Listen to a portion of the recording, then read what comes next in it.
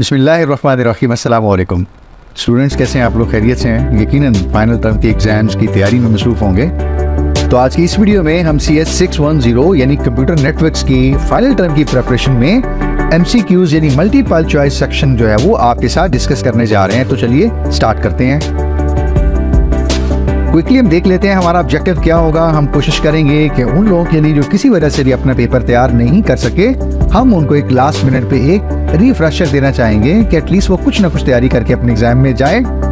और वो लोग जो अच्छे प्रिपेयर्ड हैं, गुड स्टूडेंट्स हैं, माशाल्लाह कंसिस्टेंट हैं, उनके लिए ये वीडियो एक प्रैक्टिस बनने जा रही है इंशाल्लाह। और नॉर्मली तो आपके एग्जाम में 40 क्वेश्चंस होते हैं, but I explicitly included 10 more questions के आपको 50 क्वेश्चंस की हम प्रैक्टिस करवाएंगे इंशाल्लाह। और ये 50 क्वेश्चंस इनमें से पास्ट पेपर से भी हैं, कुछ हमने नए क्वेश्चंस क्रिएट किए हैं ताकि आपको हर एक टॉपिक और हर एक चैप्टर के अंदर से मुख्तलिफ क्वेश्चंस हैं वो देखने को मिले और आप उनको प्रिपेयर करें। एग्जाम में कोई भी किसी टॉपिक से क्वेश्चन हो, आप इत्मीनान से इंशाल्लाह उसको अटेम्प्ट कर रहे होंगे। ये हमारा ऑब्जेक्टिव है इंशाल्लाह।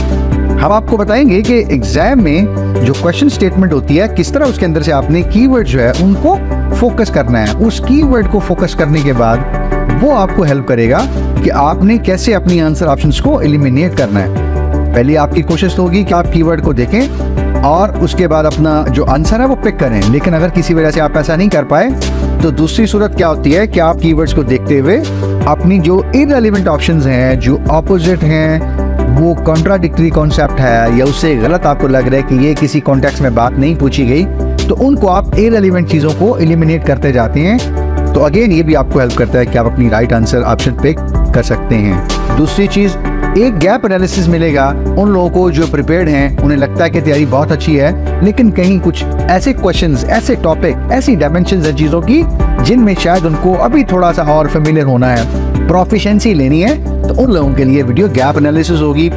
और वो लोग जो अगेन प्रिपेयर्ड हैं, हर लिहाज से बहुत कंसोलिडेटेड प्रिपरेशन है उनकी, उनको वीडियो प्रैक्टिस करने जा रही है ये इंशाल्लाह। और इस प्रैक्टिस के बाद आप खुद महसूस करेंगे कि आपका कॉन्फिडेंस बहुत बूस्ट हो गया है। एंड बिलीव मी और नॉट, अगर आप कॉन्फिडेंट हैं, आपकी प्रिपरेशन अच्छी है, आपने प्रैक्टिस कर ली है, थर्ड आपने कॉन्फिडेंस बिल्ड कर लिया है, आप इत्मीनान रखिए, पेपर में बहुत एंजॉय करने वाले हैं आप इंशाल्लाह। और न सिर्फ एंजॉय करेंगे, बहुत अच्छा स्कोर और ग्रेड भी अर्न करेंगे। And you will surely bring smiles on the faces of your parents very soon, hopefully, जब अच्छा रिजल्ट आप उनको डिलीवर करेंगे। तो ये कुछ चीज़ें हैं जो हमें ज़हन में रखनी है एग्जाम स्टार्ट करने से पहले।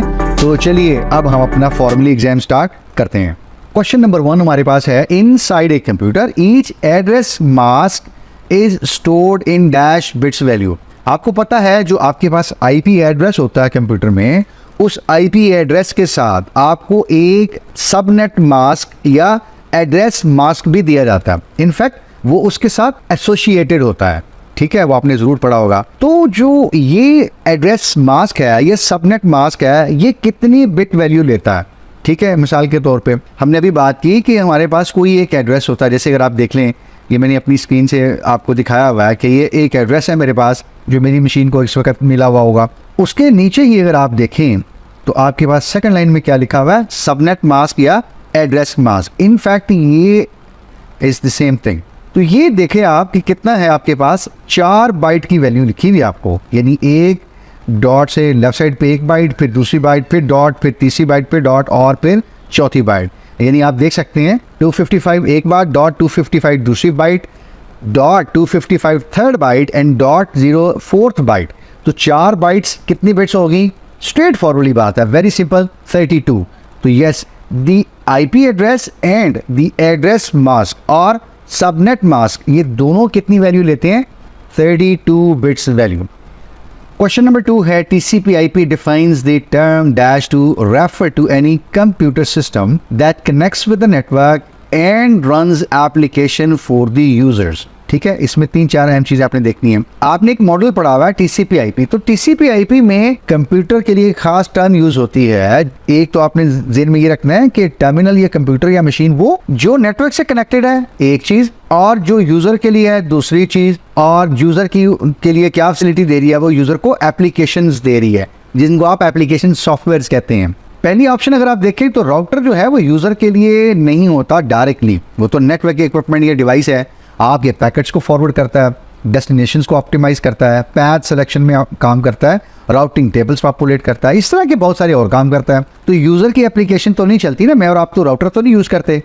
दूसरी ऑप्शन है स्विच, तो स्विच भी हमारे लोकल एरिया नेटवर्क में काम करते हैं, ये फ्रेम्स फॉरवर्ड करते हैं, लेकिन ये भी नेटवर्क ट्रैफिक को या फ्रेम्स को फॉरवर्ड कर रहे होते हैं या और कुछ इस तरह के काम कर रहे होते हैं। यूजर की एप्लीकेशन इनके ऊपर भी नहीं चलती। ब्रिज आपने पढ़ा है, अगेन ये भी एक तरह का स्विच है, लेकिन ये मुख्तलिफ नेटवर्क सेगमेंट्स को कनेक्ट करता है, तो ये भी ऑप्शन नहीं है। तो अगर आपको डेफिनेशन पता हो तो फिर भी आप पिक कर सकते हैं जी। तो होस्ट या होस्ट कंप्यूटर दोनों आप कह सकते हैं। तो होस्ट कंप्यूटर या होस्ट एक ऐसी टर्म है जो टीसीपी का मॉडल यूज करता है, the computer that runs the application for the user, और ये कनेक्ट भी किससे हो रहा होता है, साथ में ये नेटवर्क से कनेक्टेड भी है। तो right option is the host. Question number 3, considering the arc यानी एड्रेस रेजोल्यूशन प्रोटोकॉल, आपके पास एक चीज होती है, आपने जरूर पढ़ा हुआ होगा। 2 स्टैंडर्ड है, वो कहते हैं इसको इम्प्लीमेंट करने के। अच्छा, इम्प्लीमेंट आपने करना है, एक चीज को अपने ज़हन में रखना है कि आपने जो बाइंडिंग है आईपी एड्रेस की और मैक की, इसकी जो कंप्यूटेशनल है पीछे सारी, वो उसको आपने एफिशिएंट बनाना है कि आर्क के अंदर आपने आईपी और मैक एड्रेसेस को बाइंड करना होता है। तो वो कौन सी 2 इम्प्लीमेंटेशन यूज करती हैं कि एफिशिएंट तरीके से ये मैपिंग की जा सके, यानी आईपी एड्रेसेस की मैक एड्रेसेस के साथ, प्रोटोकॉल एड्रेसेस की हार्डवेयर एड्रेसेस के साथ। तो ये कौन सी 2 इम्प्लीमेंटेशन है? पहली अगर आप देखें, सेगमेंटेशन जो होती है ना, ये आपकी डेटा की होती है, जो आपकी ट्रांसपोर्ट लेयर या उससे ऊपर यूज होती है। फ्रेमिंग आपकी सेकंड लेयर में यूज होती है, फ्रेम्स के साथ आप काम करते हैं। तो आर्क जो है वो कुछ फ्रेम के साथ काम करता है, सेगमेंट्स का उसके साथ कोई लेना देना नहीं है। डायरेक्टली सेगमेंट्स का आर्क के साथ कोई लेना देना नहीं है, क्योंकि सेगमेंट हम बात कर रहे हैं कि 5th लेयर या उससे ऊपर होती है OSI में, और फ्रेम या आर्क हमारा सेकंड लेयर के ऊपर होती है। क्यूइंग एंड पैकेटाइजिंग, ये भी फिनोमेना डायरेक्ट राउटर से रिलेटेड होता है कि राउटर्स पैकेट को क्यू करता है, पैकेट्स बनाता है, पैकेट्स को क्यू करता है और फिर उसके बाद पैकेट्स को डिलीवर करता है। कौन सा पैकेट पहले जाना है, फर्स्ट कम फर्स्ट सर्व हो सकता है, प्रायोरिटी बेस्ड हो सकती हैं, राउटिंग इस तरह की और बहुत सारी चीजें हैं। तो ये भी राइट ऑप्शन ना हुई। इंडेक्सिंग एंड फ्रेमिंग, इंडेक्सिंग किसी हद तक हम कह सकते हैं एक फिनोमेना है, लेकिन फ्रेमिंग जो है वो यहाँ पे राइट ऑप्शन नहीं है। यहाँ पे जो राइट ऑप्शन है वो हैशिंग और डायरेक्ट इंडेक्सिंग है। हैशिंग क्या करती है? हैशिंग आपको कहती है कि आप अपनी वैल्यू की एक शॉर्ट स्ट्रिंग बना लें और उस शॉर्ट स्ट्रिंग्स को आप एक्चुअल वैल्यू के साथ मैप करके कहीं पर रखवा दें। अब आपने एक्चुअल वैल्यू रेफर नहीं करनी, बल्कि क्या करनी है, वो हैश वैल्यू, वो शॉर्ट की रेफर करनी है। This process is very very efficient. ये प्रोसेस करने का, डेटा सर्च करने का, रिट्रीव करने का, ये सारे का सारा प्रोसेस बहुत एफिशिएंट है। डायरेक्ट इंडेक्सिंग, ये बेसिकली एक ऐसा फिनोमेना है कि अगर आपने अपने आईपी एड्रेसेस एक पूल में से असाइन किए हैं, आप अगर ध्यान से देखें तो ये लेफ्ट साइड की जो आईपी एड्रेस की 3 बाइट्स हैं वो इसी तरह नीचे भी आ रही होंगी। यानी अगला एड्रेस होगा 197.15.3.6, अगला एड्रेस होगा 197.15.3.7। तो ये एक तरतीब से आ रहे होते हैं। और अगर आप थोड़ा सा डिटेल में जाए तो कैंपसेस में, ऑफिसेज में यही होता है कि एक बड़ी सी DHCP की पूल होती है, उस पूल के अंदर से तरतीब से एड्रेसेस जो है वो कंप्यूटर्स को असाइन किए जा सकते हैं। अब क्या होगा, आपने कहा कि यहाँ ये जो लेफ्ट साइड पे सारे हैं ये तो रिपीट हो रहे हैं आईपी एड्रेसेस 3 बाइट्स, चौथी बाइट जो है वो यूनिक है। तो आप क्या करें, इस बाइट को मैप कर दें इस कंप्यूटर के मैक एड्रेस के साथ। तो यूं ये एक तरह से ये जो 5 है ये उस कंप्यूटर के मैक के साथ क्या कर रहा है, ये बेसिकली डायरेक्ट इंडेक्सिंग हो रही है। इंडेक्सिंग ये होती है, आपकी एक वैल्यू पड़ी हुई है और आपके पास कोई इंडेक्स नंबर है तो आप उस वैल्यू को रेफर कर लेते हैं। तो ये क्या रिलेशनशिप हम बना रहे हैं, इस आईपी का जो 4th बाइट है सिर्फ उसकी वैल्यू लेके हम ये सिर्फ 4th वैल्यू ले रहे हैं और इसका रिलेशनशिप बना रहे हैं इनफैक्ट इसके मैक के साथ, बजाय के पूरा हम जो है वो आईपी एड्रेस लें, क्योंकि हमने कहा कि लेफ्ट साइड की 3 बाइट्स है वो सब में कॉमन आनी है। तो ये है डायरेक्ट इंडेक्सिंग। तो असल में ये दोनों तरीके हैं, हैशिंग का और डायरेक्ट इंडेक्सिंग का। आर्क में ये यूज होता है या किया जाता है जिसकी वजह से कंप्यूटेशनल एफिशिएंसी है वो अचीव की जा सकती है। यानी आईपी टू मैक मैपिंग जो है, या उसको रेफर करना, उसको यूटिलाइज करना, उसको रिट्रीव करना कि किस आईपी एड्रेस के अगेंस्ट कौन सा मैक हमने सेव किया हुआ है, उसको कॉल करना है, ये सारी चीजें बहुत एफिशिएंट हो जाती हैं। ठीक है, तो right option is hashing and direct indexing.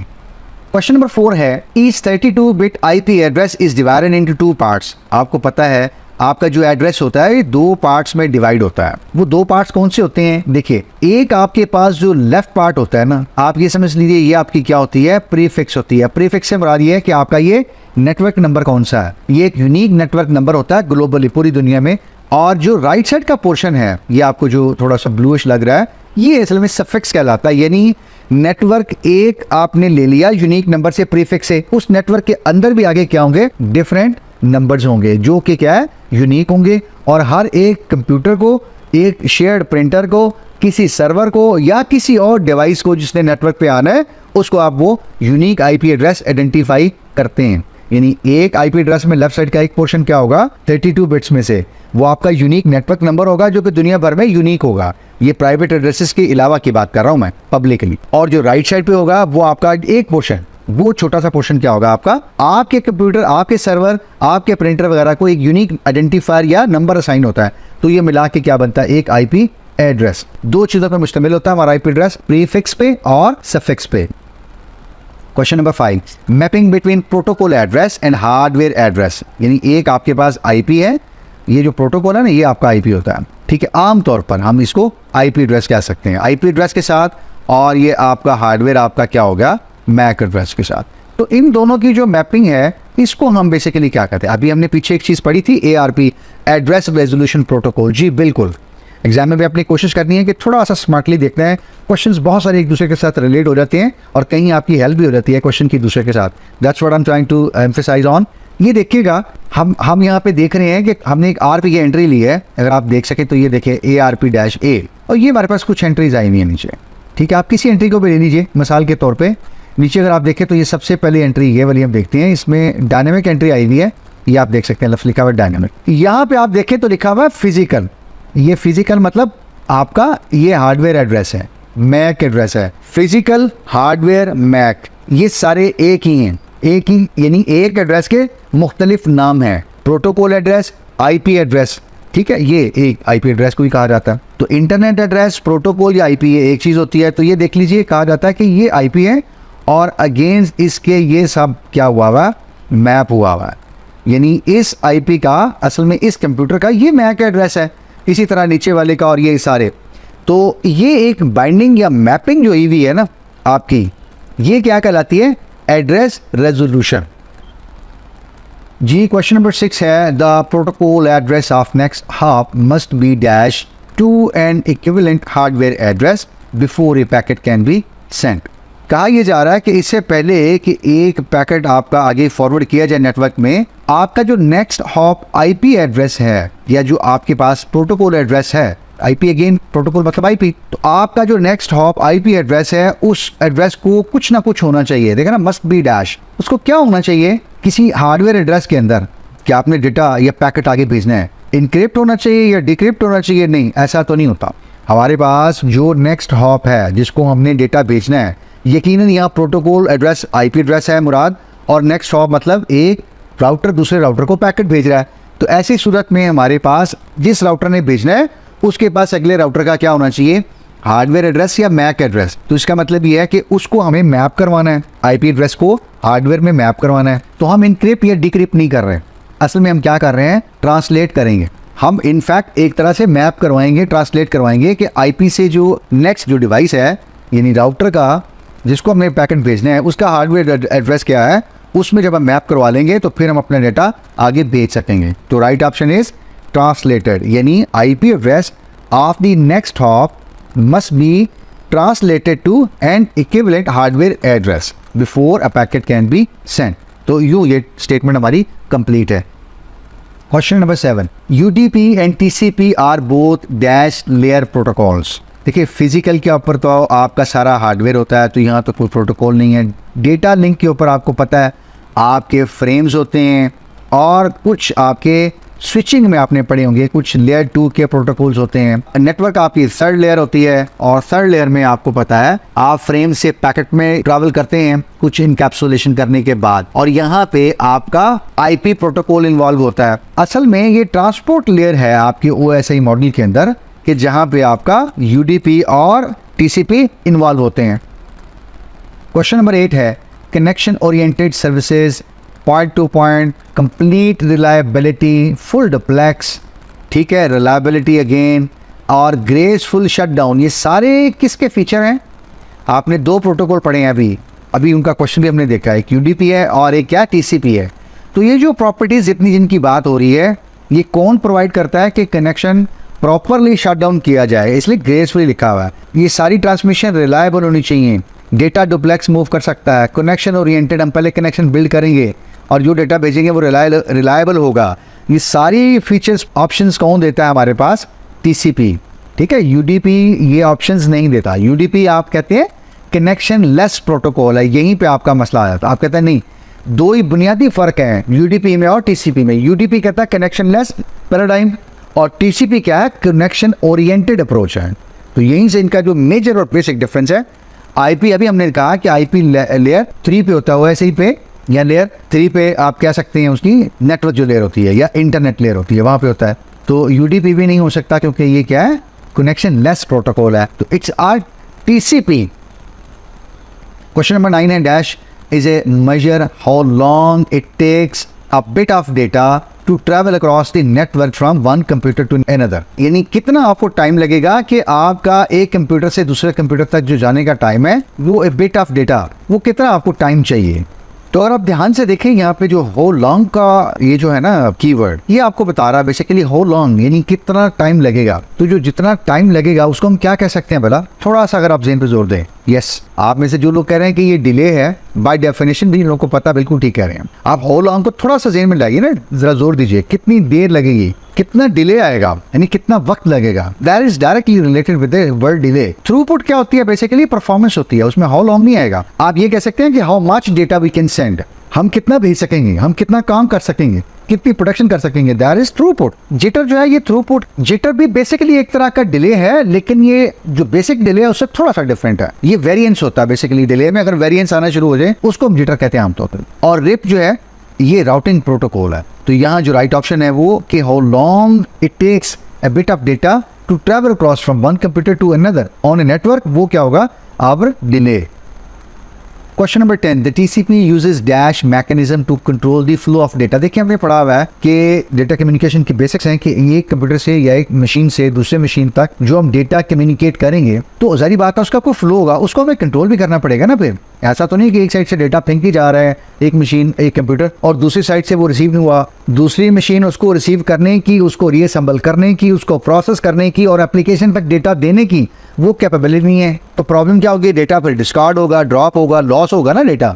तो इसलिए कंट्रोल करना नेक्स्ट एंड पे, रिसीवर एंड पे बहुत ज़रूरी है। और ये मैकेनिज्म कौन करता है आपका? आपके पास एक ऑप्शन होती है टीसीपी में, आपने पढ़ी होगी जी, विंडोइंग या विंडो। विंडो एक ऐसा मैकेनिज्म है जिसमें आपका रिसीवर आपको बताता है कि साहब इतना डेटा भेजिए, उसके बाद सेंडर फिर उतना डेटा भेजता है, वहां से एक्नॉलेजमेंट आती है और उसके बाद फिर कहा जाता है अब नेक्स्ट इतना भेजिए। तो विंडो एक ऐसे में एक तरह से कैपेसिटी है, आप आसानी के लिए समझ लीजिए कि this is the amount of data I can handle, send me this first and I let you know then if it is received and then you send me the second. उसको अगर हम देखना चाहें तो आसानी के लिए ये कह सकते हैं कि रिसीवर ने कहा कि सेंड मी 2500, तो सेंडर ने पहले 1000 सेंड किए, फिर 2000 सेंड किए और फिर 2500 कंप्लीट किए। तो यहाँ पर रिसीवर ने जब ये कंप्लीट कर लिया, पहला तो उसने कहा जी ये मेरी एक्नॉलेजमेंट है, और उसके बाद फिर ये एक्नॉलेजमेंट है, और उसके बाद फिर कहा कि अब एप्लीकेशन नीड ये डेटा, तो अब दोबारा फिर विंडो जो है वो दोबारा बताई गई, and this goes on and on, ऐसा ही होता रहता है। तो ये जो फ्लो है, कितना डेटा भेजा जाएगा और उसके बाद फिर नेक्स्ट कितना डेटा भेजा जाएगा, ये असल में कौन कंट्रोल करता है? ये हमारा टीसीपी जो प्रोटोकॉल है यूजिंग विंडो मैकेनिज्म, यानी टीसीपी यूजिंग विंडो मैकेनिज्म, ये जो डेटा कम्युनिकेशन का जो फ्लो है इसको कंट्रोल करता है। Question number 11, the router detects datagram dash than network MTU, maximum transmission unit. ये आपने एक चीज पढ़ी होगी कि आप कितना डेटा ज्यादा से ज्यादा एक वक्त में ट्रांसफर कर सकते हैं, ये लिमिट होगी, कैपेसिटी होगी। आसान लफ्जों में समझने की खातिर आप कह लीजिए कि इससे ज्यादा हम डेटा भेज नहीं सकते, जारी बात है, लिमिटेशन है हर चीज की। तो इसको आप यानी किस तरह देखते हैं कि राउटर क्या करता है, क्या चीज़ डिटेक्ट करता है कि जो उसकी कैपेसिटी है ट्रांसमिशन मीडियम की, क्या उससे लार्जर डिटेक्ट करता है, स्मॉलर करता है या इक्वल करता है। देखिए स्मॉलर आएगा तो राउटर को कोई मसला नहीं है, वो भेज सकता है, यानी लिमिट हमारी है 100, डेटा आ गया 80 का 70 का, कोई मसला नहीं, भेज दीजिए, आसानी है। इक्वल आ जाए तब भी आप कह सकते हैं कोई मसला नहीं है।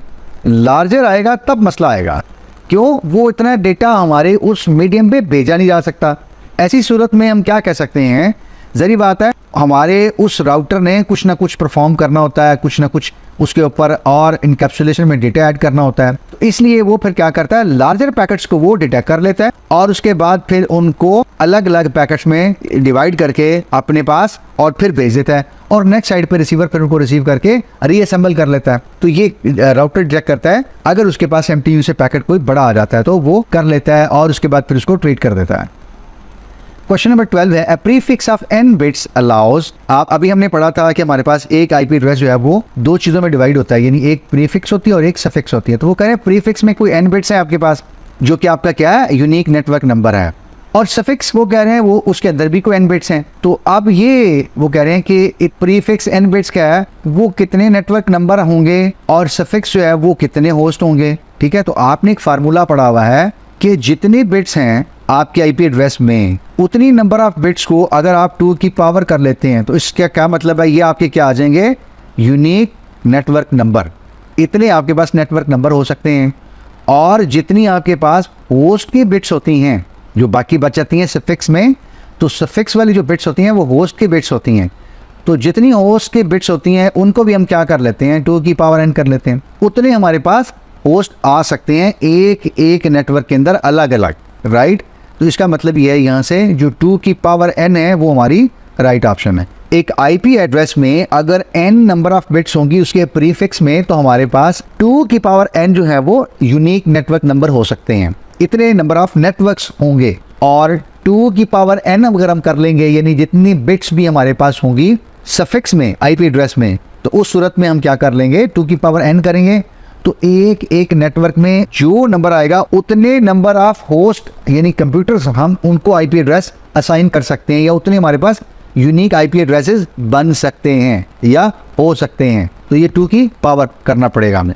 यहाँ देखिएगा क्लास A में, ठीक है, 8 बिट्स की प्रीफिक्स है, तो ये देखिए 2 पावर 8 करते उन्होंने कहा जी 256 हमारे पास नेटवर्क हो सकते हैं। क्लास A में मैक्सिमम 256 नंबर ऑफ नेटवर्क्स हो सकते हैं, और हमारे पास सफिक्स में कितनी बिट्स हैं जी, बाकी 8 अगर प्रीफिक्स में हैं तो सफिक्स में कितनी होंगी, जही बात है 32 बिट्स में से 8 करेंगे माइनस तो 24 रह जाएगी। तो 2 की पावर 24 करेंगे तो इतने नंबर ऑफ IP एड्रेस या होस्ट कंप्यूटर को हम एड्रेसेस यूनिक असाइन कर सकते हैं, जो कि 16 मिलियन है, बहुत बड़ा नंबर है। इसी तरह क्लास B में 2 की पावर 16 करना पड़ेगा, और क्लास C में 2 की पावर 24 से नेटवर्क नंबर निकलेंगे, और 2 की पावर 8 करने से क्या निकलेंगे, होस्ट निकलेंगे। ठीक है, तो ये अगर आपको थोड़ा सा 2 की पावर का याद रहे तो नंबर ऑफ नेटवर्क्स और नंबर ऑफ होस्ट आप खुद निकाल सकेंगे 2 की पावर करके। क्वेश्चन नंबर 13 है, what characteristics does UDP protocol है। UDP प्रोटोकॉल के आपके कुछ कैरेक्टरिस्टिक्स पूछे गए हैं, वो आपको पता होने चाहिए। अभी हमने बात की थी UDP क्या है, एक तो कनेक्शन लेस है, ये तो बात ठीक यहाँ कही भी है। अच्छा, दूसरा आपका IP जो प्रोटोकॉल है वो मशीन टू मशीन होता है, और UDP के बारे में कहा जाता है कि ये क्या है, एप्लीकेशन टू एप्लीकेशन है, इसको एंड टू एंड भी कहा जाता है। तो एंड टू एंड हो या एप्लीकेशन टू एप्लीकेशन हो, तो ये UDP बिल्कुल ठीक है। UDP के बारे में ये बात ठीक है कि ये एंड टू एंड या एप्लीकेशन टू एप्लीकेशन प्रोटोकॉल होता है, तो ये इसका कैरेक्टरिस्टिक्स है। थर्ड देखिएगा कि ये कहा गया कि best effort delivery, UDP IP की तरह ही कहता है कि वो बेस्ट एफर्ट डिलीवरी सर्विस देगा, गारंटी कोई नहीं है। तो इसका मतलब ये है कि इस केस में ये हमारी जो गिवन ऑप्शन है तीनों, ये बिल्कुल ठीक है। तो हम फिर कह सकते हैं कि all of the given option, क्योंकि तीनों जो ऑप्शंस है वो UDP के कैरेक्टरिस्टिक्स हैं और वो बिल्कुल ठीक लिखे हुए हैं। 14 है, dash identifies which application program on the receiving computer should receive the data। तो अभी हम बात कर रहे थे ना कि UDP A क्या है, एंड टू एंड है, यानी एप्लीकेशन टू एप्लीकेशन है। तो आप ये समझ लीजिए कि ये कोई सेंडर कंप्यूटर है जिसने डेटा भेजना है, और यहाँ पे कोई एक रिसीवर कंप्यूटर है, उसके ऊपर भी कोई एक एप्लीकेशन चल रही होगी, और ये डेटा यहाँ से आ रहा है। अब क्या चीज़ है जिसने बताना है कि किस एप्लीकेशन प्रोग्राम ने डेटा रिसीव करना है। तो एक्चुअली क्या है, आपके पास जो रिसीविंग कंप्यूटर है उसके ऊपर पोर्ट नंबर जो है ना, ये बताएगी कि बेसिकली डेटा किस एप्लीकेशन ने रिसीव करना है। So it is the port number. आपने पढ़ा होगा, यानी कुछ प्रोटोकॉल्स आपने पढ़े होंगे जिसमें अगर आप देखें तो आपका FTP जिसमें आप फाइल ट्रांसफर करते हैं उसका प्रोटोकॉल 20 या 21 है। इसी तरह टेलनेट उसका जो सिक्योर्ड वर्जन है वो SSH होता है, वो उसका 22 है। SMTP जो है सिंपल मेल ट्रांसफर प्रोटोकॉल है, उसका पोर्ट नंबर 25 है। आपका जो DNS है वो 53 पे ऑपरेट करता है, और बहुत कॉमन आप रोज यूज करते हैं 1000 टाइम्स अपनी वेब जो सर्चिंग आप करते हैं वो कौन सा प्रोटोकॉल यूज होता है वहाँ पे, HTTP 80 पोर्ट पे चलता है वो। तो असल में तो ये पोर्ट नंबर्स हैं जो बता रहे होते हैं डेस्टिनेशन कंप्यूटर के ऊपर कि डेटा किस एप्लीकेशन ने रिसीव करना है। हम यहाँ से एग्जांपल लें तो पोर्ट 80 का डेटा आप ये समझ लीजिए आपका वेब ब्राउजर रिसीव कर रहा है। पोर्ट 25 का डेटा हो सकता है आपका आउटलुक रिसीव कर रहा हो, ठीक है। इसी तरह से क्वेश्चन नंबर 15 है, which of the following protocols allow the sender and receiver to enforce policies. तो राउटिंग प्रोटोकॉल्स आपने पढ़े होंगे, उसमें आपने पढ़ा होगा कि एक ऐसा प्रोटोकॉल है जो सेंडर राउटर है और रिसीवर राउटर है, इन दोनों को वो एनफोर्स करता है, अलाउ करता है, एनेबल भी करता है कि वो पॉलिसीज लगा सकते हैं, यानी पॉलिसी बेस्ड राउटिंग कर सकते हैं। तो एक ही प्रोटोकॉल है हमारा ऐसा, और वो कौन सा है, BGP एक ऐसा प्रोटोकॉल है, यानी बॉर्डर गेटवे प्रोटोकॉल, जो आपको ये फैसिलिटी देता है कि सेंडर और रिसीवर राउटर है ये पॉलिसीज बेस्ड राउटिंग में हिस्सा ले सकते हैं, पॉलिसीज बेस्ड राउटिंग कर सकते हैं, या अपनी राउटिंग अपडेट्स जो है उनके ऊपर पॉलिसीज एनेबल कर सकते हैं। तो the only right option is here border gateway protocol या BGP। Question number 16. Virtual packets serve the same purpose on dash as the frames on dash. तो लैन में हमारे यानी लोकल एरिया नेटवर्क में तो हमारे क्या होते हैं, फ्रेम्स होते हैं, या आपके फ्रेम्स जो हैं वो लोकल एरिया नेटवर्क पे होते हैं। इसका मतलब ये है कि सेकंड ऑप्शन में हमें कंफर्म पता है यहाँ पे लोकल एरिया नेटवर्क या लैन आएगा। तो इसका मतलब ये वाली जो ऑप्शन है ये भी गलत है और ये भी गलत। अब इन दोनों में से देखिएगा, इंट्रानेट का आपको पता है कि अगर आपकी कंपनी है और उसने 2-3 बिल्डिंग्स कहीं करीब करीब बनाई हुई हैं, और अपने जो लैंड्स हैं असल में आप समझ लीजिए कि लैन 1 है, फिर किसी और एक ऑफिस में लैन 2 है, और इसी तरह किसी और साथ वाली बिल्डिंग में लैन 3 है। तो इन तीनों को किसी न किसी तरीके से आप समझ लीजिए ऐसे कनेक्ट किया हुआ, ये किसी डिवाइस से किसी चीज़ से ये तीनों लैंस आपस में क्या हैं, कनेक्टेड हैं। तो इस सारे सेटअप को हम क्या क्या देते हैं, ये क्या है, एक इंट्रानेट है। पैकेट्स की बात आ गई ना, तो पैकेट्स हमेशा याद रखिएगा, पैकेट्स कहाँ पे होते हैं, लेयर 3 पे। और लेयर 3 आपकी कौन सी लेयर होती है भला, इंटरनेट की या फिर नेटवर्क की। तो यहाँ से भी अगर आप देखें तो आप अंदाज़ा कर सकते हैं कि ये इंटरनेट की ऑप्शन बिल्कुल ठीक है। इंटरनेट के बारे में ही कहा जाता है कि जो इंटरनेट पे डेटा हम ट्रांसफ़र करते हैं, भेजते हैं, वो पैकेट्स की फॉर्म में भेजते हैं, और ये पैकेट्स बिल्कुल ऐसे वर्चुअल पैकेट्स ही होते हैं।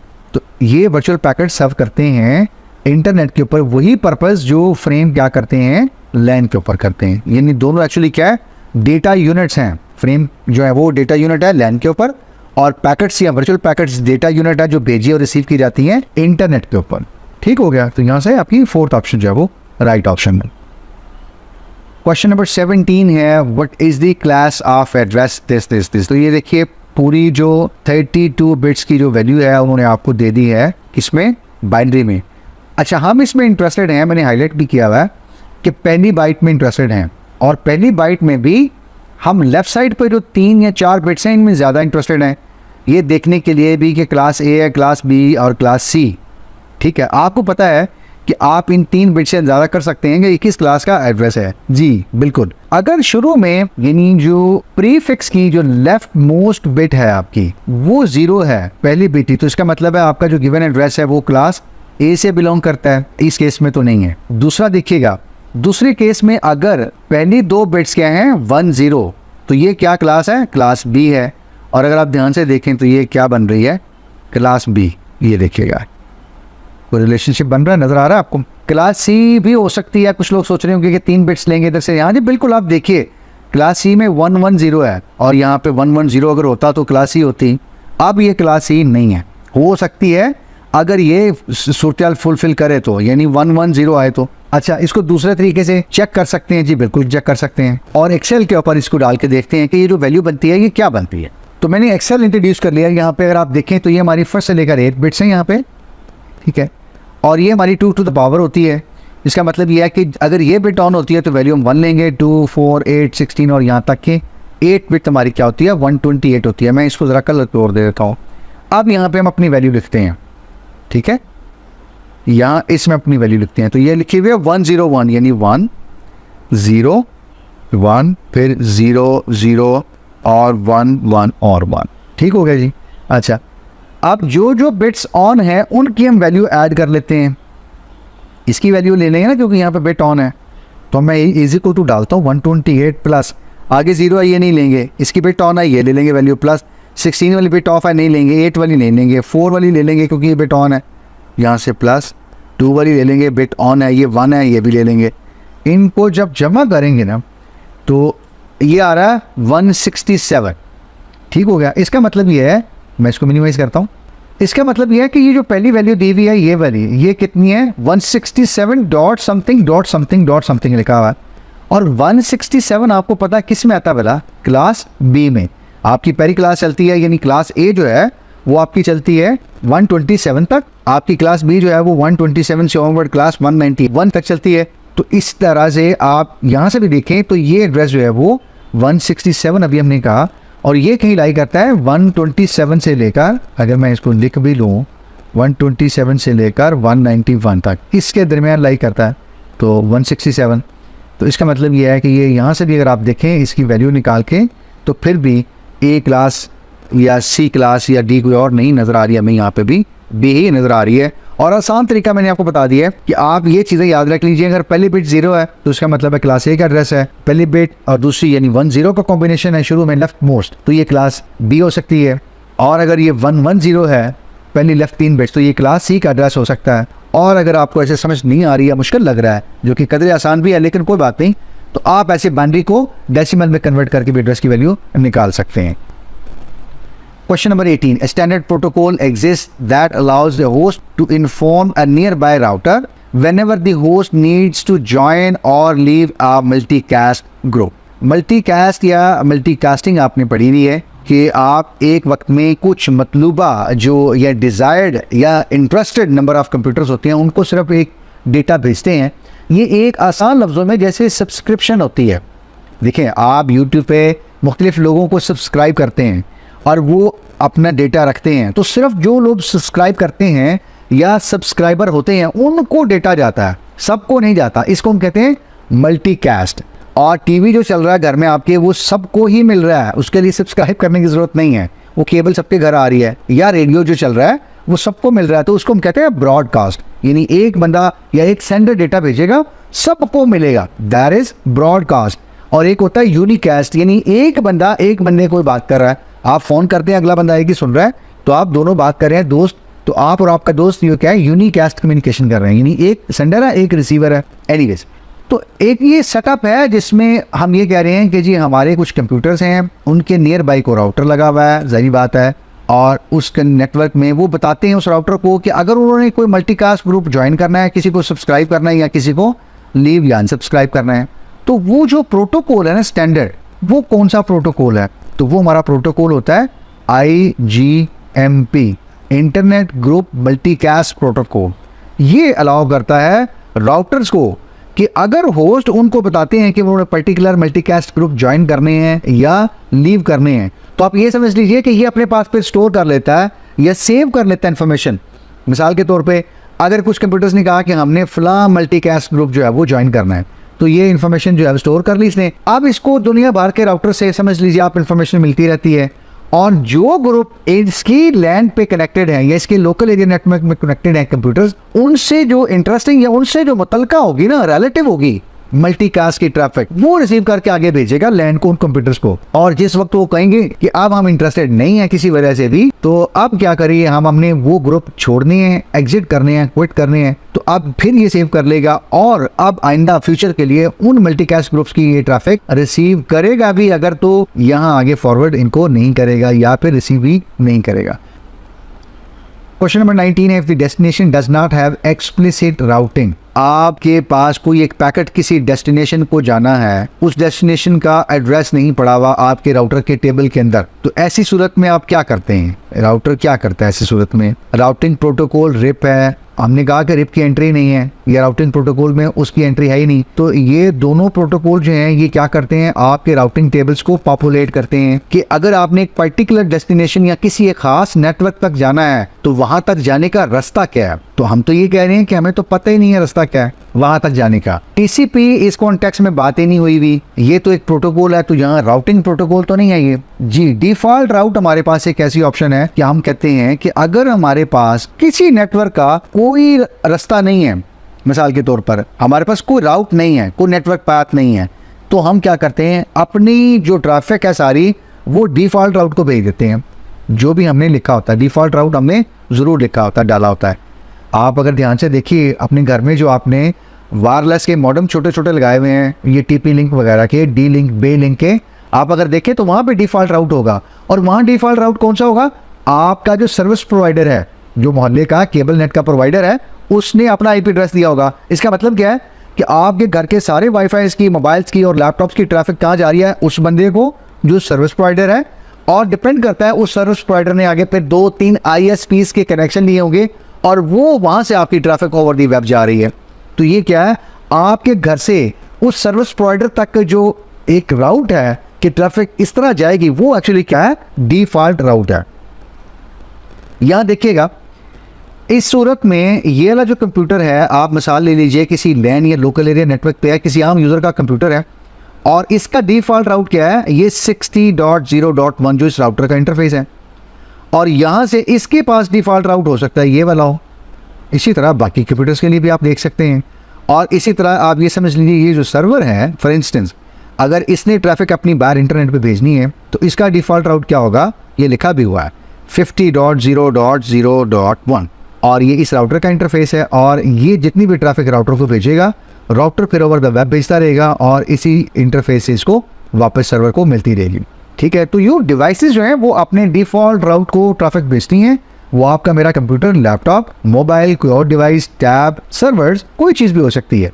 और no it's the responsibility of that machine, server, terminal, router, कोई भी इक्विपमेंट हो सकता है जिसको डिफ़ॉल्ट राउट्स या ट्रैफिक मिल रही है, वो फिर आगे नेटवर्क में उसको देखना चाहिए कि वो कैसे डेटा भेजता है, वहाँ से रिसीव करके आपको वापस भिजवाता है। तो अगर किसी नेटवर्क की या किसी डेस्टिनेशन का कोई हमारे पास राइट आइडिया नहीं होगा या रास्ता नहीं होगा या पाथ नहीं होगा, तो हमारे राउटिंग टेबल में एक डिफ़ॉल्ट राउट की एंट्री होगी। उस सूरत में हमारा डेटा डिफ़ॉल्ट राउट से, यानी वो पैकेट्स डिफ़ॉल्ट राउट से भेजे जाएंगे और आगे फिर टेक केयर कर लिए जाते हैं।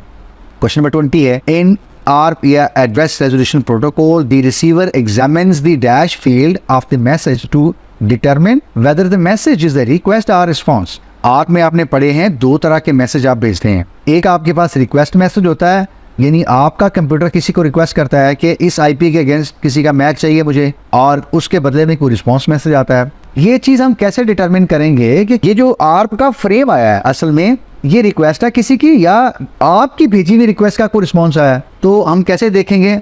आपको याद होगा, आपने एक चीज़ पढ़ी होगी फ्रेम की, जब आपने फ्रेम का ब्रेकअप पढ़ा होगा ना, या उसके अंदर कितनी फील्ड्स होती हैं, उनमें एक फील्ड होती है जो वो है ऑपरेशन की। उस ऑपरेशन की फील्ड को आप देख के अंदाज़ा लगा लेते हैं, या आपका जो सिस्टम है, आपकी मशीन है, वो इससे अंदाज़ा लगा लेती है कि ये असल में ARP रिक्वेस्ट है या ARP रिस्पॉन्स है। ARP रिक्वेस्ट है तो आपका कंप्यूटर देखता है कि ये मेरे लिए नहीं है, डिस्कार्ड कर देता है। अगर ARP की रिक्वेस्ट आपने भेजी हुई थी और आपको कोई रिस्पॉन्स आया है, तो ऑब्वियसली फिर तो आपको वेलकम करना चाहिए ना, फिर तो आपकी मशीन को उसको फौरन लेना चाहिए। यदि बिस्मिल्लाह, आपका इंतजार हो रहा था, हमने रिक्वेस्ट की हुई थी, अच्छा उसका रिस्पॉन्स आ गया, चले दैट्स वेरी नाइस। ये उसको कैसे पता चलता है? ऑपरेशन की फील्ड से। ऑपरेशन की फील्ड बताती है दरअसल कि ये रिक्वेस्ट थी या फिर क्या था, रिस्पॉन्स था। Question number 21, ARP is almost always used to bind dash bits IP address to dash bits Ethernet address। तो ये थोड़ा मेरे ख्याल में सिंपल ही है, आपको शायद लग रहा हो कि थोड़े मुश्किल सवाल थे, कुछ एक आधा आसान भी आया, चलें, good, that's just to bring smile on your face. तो हमने बात की थी कि ARP क्या है? Address resolution protocol, and what it does basically, it maps IP address into या विद मैक एड्रेस, यानी protocol with the hardware address, कुछ भी आप कह लीजिए। तो आपका जो IP एड्रेस होता है वो कितनी बिट्स का होता है? अभी हम पढ़ के आए हैं, पीछे एक MCQ भी हमने किया, जी बिल्कुल, 32 बिट्स। तो हमारा IP एड्रेस होता है 32 बिट्स का। और ईथरनेट या हार्डवेयर एड्रेस कितने का होता है? जी, मैक एड्रेस। जो लोग 48 कह रहे हैं वो बिल्कुल ठीक कह रहे हैं। इसके अलावा अगर किसी का है तो फिर ज़रा उनको रिवीजन की ज़रूरत है, ये दोबारा कंटेंट देख लीजिए। तो 32 बिट का जो आपका IP एड्रेस है, इसको 48 बिट के मैक के साथ जब आप बाइंड करते हैं, असल में ये होती है एड्रेस रेजोल्यूशन, ये ऑपरेशन हो रहा होता। ये देखिएगा, ये वही डिपिक्शन हमने थोड़ी देर पहले भी देखी थी कि ये जो आपका IP एड्रेस है, इंटरनेट एड्रेस, ये 32 बिट का है, और ये जो आपका फिजिकल या मैक एड्रेस है, ये क्या आपका 48 बिट्स का है। 48 बिट्स मतलब 6 बाइट्स। तो आप यहाँ से देख लीजिए, एक डैश जो है 1 बाइट है, तो ये 6 एंट्रीज हैं। C0 एक entry 1 byte, C9 2 bytes, E3 3 bytes, 5E 4 bytes, 95 5 bytes और 4C 6 बाइट्स या 48 बिट्स। और ये आप C9 वगैरह E देख रहे हैं तो ये कैसे होता है, हेक्साडेसिमल में होता है। ठीक है, आपका जो मैक एड्रेस होता है वो बेस 16 या हेक्साडेसिमल में होता है, और आपका आईपी एड्रेस जो है वो नॉर्मली जो इस वक्त लिखा हुआ आप देख रहे हैं 172.20.something, दिस इज डेसिमल। 22 है dash is ideal in a situation where the group is small and all the members of the group are attached to a contiguous land. Multicast के कॉन्टेक्स्ट में बात हो रही है, आपको थोड़ा सा कॉन्सेप्ट समझ में आ जाना चाहिए कि मल्टीकास्ट में हमारे पास कुछ स्ट्रेटजीज होती हैं, उनमें से एक सेटिंग या कन्फिग्रेशन या एक सिचुएशन बताई हुई है कि मल्टीकास्ट के अंदर हम कौन सा जो है ना वो प्रोपेगेशन का मेथड यूज़ करें। अगर हमारे पास जो कंप्यूटर जिन्होंने ज्वाइन किया हुआ वो ग्रुप वो स्मॉल है, एक यानी वो नंबर बहुत छोटा है, 10-12 थोड़े से हैं, और वो क्या है 7-7 लैंस हैं जिन पे कनेक्टेड है, कंटिग्यूअस लैन है। कुछ छोटे छोटे नेटवर्क्स हो सकते हैं, हमारा ऑफिस हो सकता है, हमारी कंपनी है, कॉर्पोरेट डिवीजन जिनके 5-6 ऑफिस हैं, ऐसा कुछ भी हो सकता है। ठीक है ना, यहाँ इससे आइडिया आपको मिल रहा है। तो ऐसी सूरत में आपने पढ़ा होगा फ्लड एंड प्रोन, ये एक ऐसी ऑप्शन है जो हम यूज कर सकते हैं अगर हमारे पास दो चीजें यानी नंबर ऑफ इक्विपमेंट्स थोड़े हैं, दूसरा वो क्या है कंटिग्यूअस लैंड्स पे हैं। एक जो प्रॉब्लम है ना इसके साथ वो भी आपने साथ ही ध्यान में रखनी है। मैं just subjective point of view से आपको बता रहा हूँ कि अगर ये फ्लड एंड प्रून वहां पे आता है, फ्लड का लफ्ज आप समझ रहे हैं, इसका मतलब यह है कि हर डिवाइस इंक्लूडिंग राउटर ये क्या करेगा, ये भेजता रहेगा ट्रैफिक, और यूं ये एक साइकिल सा बनने का खतरा होता है, एक साइकिल या लूप बनने का खतरा होता है। तो वहां आपने सिर्फ एक चीज याद रखनी है कि एक RPB एक चीज होती है, रिवर्स पैथ ब्रॉडकास्टिंग, ये यूज होती है in order to break the cycle. अगर ये साइकिल बन जाता है बदकिस्मती से फ्लड एंड प्रून के केस में, तो RPB रिवर्स पैथ ब्रॉडकास्टिंग ये यूज किया जाता है in order to break the cycle. ठीक है, तो ये सिर्फ इसकी एक चीज आपने ये याद रख लेनी है, अगर आपको थोड़ी सी याद रह गई है RPB। ये देखिएगा एक डिपिक्शन दिखाने की मैंने कोशिश की है just to give you an idea कि आप देख सकते हैं एक स्मॉल ग्रुप है, थोड़े से राउटर्स हैं, और वो क्या कर रहे हैं मल्टीकास्ट पैकेट्स को भेज रहे हैं, प्रून मैसेजेस को भी भेज रहे हैं। ठीक है, तो ऐसी सूरत में एक छोटी सी लैन है या कंटिग्यूअस लैंस हैं, नंबर ऑफ राउटर्स बहुत थोड़े हैं, तो फ्लड एंड प्रून हम यूज़ कर सकते हैं ऐसी सूरत में। और अगर कहीं साइकिल आता है तो हमने भी बात की थी RPB रिवर्स पैथ ब्रॉडकास्टिंग, वो यूज़ करके हम इस साइकिल को ब्रेक कर सकेंगे। 23 है which of the following is A correct representation of IP version 6। IPv6 आपको पता है ये 128 बिट्स का IP एड्रेस होता है। दुनिया में जब प्रॉब्लम आई थी कि IP एड्रेस जो है वो शॉर्ट हो रहे हैं, कम हो रहे हैं, तो ये चंद साल पहले ये इंट्रोड्यूस किए गए थे IP वर्जन 6, और इनकी एक बहुत बड़ी तादाद है। आप 2 to the raised to the power 128 निकालिए, एक बहुत बड़ा नंबर है। इतने दुनिया भर में यूनिक IP एड्रेसेस हो सकते हैं IP वर्जन 6 के। और आप में से अगर किसी को दिलचस्पी हो तो इंटरनेट ऑफ थिंग्स जो है ना आप पढ़ते हैं ना IoT, ये असल में कॉन्सेप्ट जो है ना ये भी इसी के ऊपर बेस करता है कि आप दुनिया में मुख्तलिफ चीज़ों को इंटरनेट पर डाल सकते हैं, इवन अपने ओवन को, अपने AC वगैरह को, कि आप कहीं US में बैठे हुए हैं और आपको याद आया कि मैं दारा AC चलता छोड़ा हूँ, तो आप वहीं से अपना AC बंद कर सकते हैं। ठीक है, आप अपने कैमरा सिक्योरिटी के, इवन ओवन्स मैंने बात की, रेफ्रिजरेटर्स हैं, यानी आइडिया ये है कि होम अप्लाइंसेस को भी आप इंटरनेट पे डाल सकते हैं। ठीक है, सो एनीवेज, अच्छा इसका मतलब ये है कि अगर ये 128 बिट्स के हैं तो हमारे पास एक जो डेसिमल यानी डॉट से पहले जो हमारे पास वैल्यू होती है वो 1 बाइट की होती है, तो 8 बाइट से इसको डिवाइड कीजिए तो ये आप देखेंगे कितना बनता है जी। आपकी माशाल्लाह मैथमेटिक्स बहुत अच्छी है, 16 बन रहा है जी। इसका मतलब ये है कि IP वर्जन 4 में तो हमारे पास something dot something dot something dot something यानी 4 8 are 32 ये होता है। इस केस में कितना होगा 16 वैल्यूज़। तो सबसे पहले तो ये देखिए जो 16 से कम है या ज़्यादा उनको तो ड्रॉप कर दीजिए। तो सबसे जो लास्ट ऑप्शन है ना ये कम लग रही है, 1 2 3 4 5 6 7 8 9 10 11 12 13 14 और 15, तो ये तो गई। ठीक है, अच्छा इसका मतलब अब 3 रह गई। 3 में अब आप देखिए एक नज़र लगा के कि कोई वैल्यू वैलिड या इनवैलिड कुछ ऐसा मसला तो नहीं है, पहली ठीक लग रही है। ये देखिए इसमें 256 है, एक बाइट जो है ना वो 8 बिट्स की होती है और मैक्सिमम वैल्यू कितनी आ सकती है उसमें 0 से लेकर 255 तक। जी बिल्कुल आप सही समझ रहे हैं और आपने ठीक कहा। तो इसका मतलब है 256 वैल्यू नहीं आ सकती एक बाइट के अंदर, तो ये गलत है। यहाँ से थर्ड देखिएगा 255 00 18 128 4, ये अगेन ये पे क्या है, तो इसका मतलब है कि ये फर्स्ट है, ये एक वैलिड एड्रेस है। IPv6 को एक और तरीके से भी लिखा जाता है, उसमें हम हेक्साडेसिमल में उसको लिखते हैं और कॉलन से लिखते हैं, डॉट से नहीं लिखते। डॉट में लिखा होगा तो डेसिमल में होगा, ऐसे जैसे भी हम देख रहे हैं। अगर हेक्साडेसिमल में लिखा होगा तो फिर आपकी वैल्यू 96:4E ऐसे लिखी होगी, और वहाँ 0 को भी कंप्रेस करके 2 दफ़ा कॉलन डाला जा सकता है, ठीक है। तो वो उसकी नोटेशन है, वो आप एक दफ़ा देख लीजिएगा। 24 है, when an application dash data it makes a copy of the data available to all other computers. तो अभी हम बात क्या कर रहे थे कि एक बंदा मैसेज भेजता है, सब लोगों को मिलता है, तो वो क्या कहलाती है? ब्रॉडकास्ट। रेडियो चल रहा है कहीं, सारी दुनिया में नशर हो रहा है, तो ये क्या हो रही है? ब्रॉडकास्टिंग। सबसे आसान मिसाल मल्टीकास्ट हमने कहा था कि एक मैसेज भेजने वाला है और मुमकिन है ये 3 लोगों में से सिर्फ 2 को मिले, इनको तीसरे बंदे को ना मिले। और ब्रॉडकास्ट के केस में हमने कहा था सबको मिलेगी। और यूनिकास्ट क्या है कि सिर्फ एक बंदा एक बंदे से बात कर रहा है, ठीक है, बाकी जो है वो पिक्चर में ही नहीं है, ठीक है। यूनी का मतलब क्या होता है? एक। So one person is talking to one person only. तो ये यहाँ पे क्या रहा है जी, एक सेंडर है और उसकी कॉपी सबको भेजी जाती है। मोहल्ले में भी एक आध साहब ऐसे होते हैं हमारे दोस्त कि बस आप उनको यूनिकास्ट कर दें कोई बात, और दूसरे दिन फिर देखिए पूरे मोहल्ले में ब्रॉडकास्ट हुई होती है। चलिए ठीक है, ये देखिएगा, ये हमने ब्रॉडकास्ट दिखाने की भी कोशिश की है। मैंने कहा चलो ज़रा मैंने यहाँ लाइनें गलत मार दी हैं, इससे आपको हो सकता है समझ ही कुछ ना आए, तो let's have a clear idea कि what exactly the broadcast is जी। तो यहाँ से आपको क्लियर आइडिया हो रहा है कि एक सेंडर है और कॉपी जो है वो सबको भेजी जा रही है, everyone is receiving the message on the network. तो ये क्या है? ब्रॉडकास्ट है। क्वेश्चन नंबर 25 है, the process of using routing table to select next hop.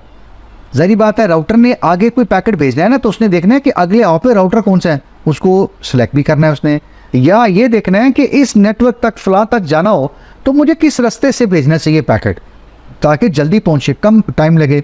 तो ये डेटाग्राम कहते हैं पैकेट को आमतौर पर। फ्रेम सेकंड लेयर पे होता है, डेटाग्राम या पैकेट थर्ड लेयर पे हो सकता है, होता है इनफैक्ट। तो ये जो प्रोसेस है कि एक राउटिंग टेबल में ये देखा जाए कि अगला जो नेक्स्ट हॉप है उसको हमने डेटा भेजना है, इस प्रोसेस को हम कहते हैं इनफैक्ट राउटिंग। ये प्रोसेस ही क्या है? राउटिंग या packet forwarding. 26 which of the following is not a disadvantages of ATM। ATM की टेक्नोलॉजी आपने पढ़ी है, एसिंक्रोनस ट्रांसमिशन मोड। उसके कुछ एडवांटेज भी हैं, उसके कुछ फ्लिप साइड भी है, यानी डिसएडवांटेज भी हैं। तो हमें कहा गया है कि जो डिसएडवांटेज नहीं है, देखिए थोड़ा सा ट्रिकी क्वेश्चन बना हुआ है, नॉट ए डिसएडवांटेज, ठीक है। I deliberately made this question tricky just to make sure कि यू पे मोर अटेंशन। इसका मतलब नॉट डिसएडवांटेज को हम ये कर सकते हैं कि ये देखिए, we need to pick something that is advantage, ठीक है, simple. Okay, let's see the options. ATM is far more expensive than a typical LAN. It's not advantage. ये तो डिसएडवांटेज है कि क्या उसका एक्सपेंसिव होना, ये क्या है? एक डिसएडवांटेज है, जबकि हमें या तो डिसएडवांटेज पिक नहीं करना या फिर एडवांटेज पिक करना है, दोनों सूरतों में, ठीक है, जैसे आप चाहें। But this is not our desired option. Second देखते हैं, कनेक्शन सेटअप टाइम में एक्सेसिव। इसका मतलब यह है कि कन्फिग्रेशन में बहुत देर लगती है, और कन्फिग्रेशन में अगर बहुत देर लगती है, 2-3 दिन 4 दिन या हफ्ता लग रहा है, इसका मतलब है ये भी क्या है? डिसएडवांटेज है, ये एडवांटेज नहीं है। थर्ड देखिएगा, ब्रॉडकास्ट इज इनएफिशिएंट। तो इनएफिशिएंसी क्या होगी? डिसएडवांटेज हो गई, but just looking for something advantage. Last आप देखिएगा, design to work on fibre optics with a higher speed. तो उसकी हाई स्पीड होना क्या है? ये दैट इज एडवांटेज। असल में दोबारा अगर मैं इसको कंक्लूड करूं तो ये 3 डिसएडवांटेज हैं और ये एडवांटेज है। 27 है, dash allows the customer to have multiple computers at home.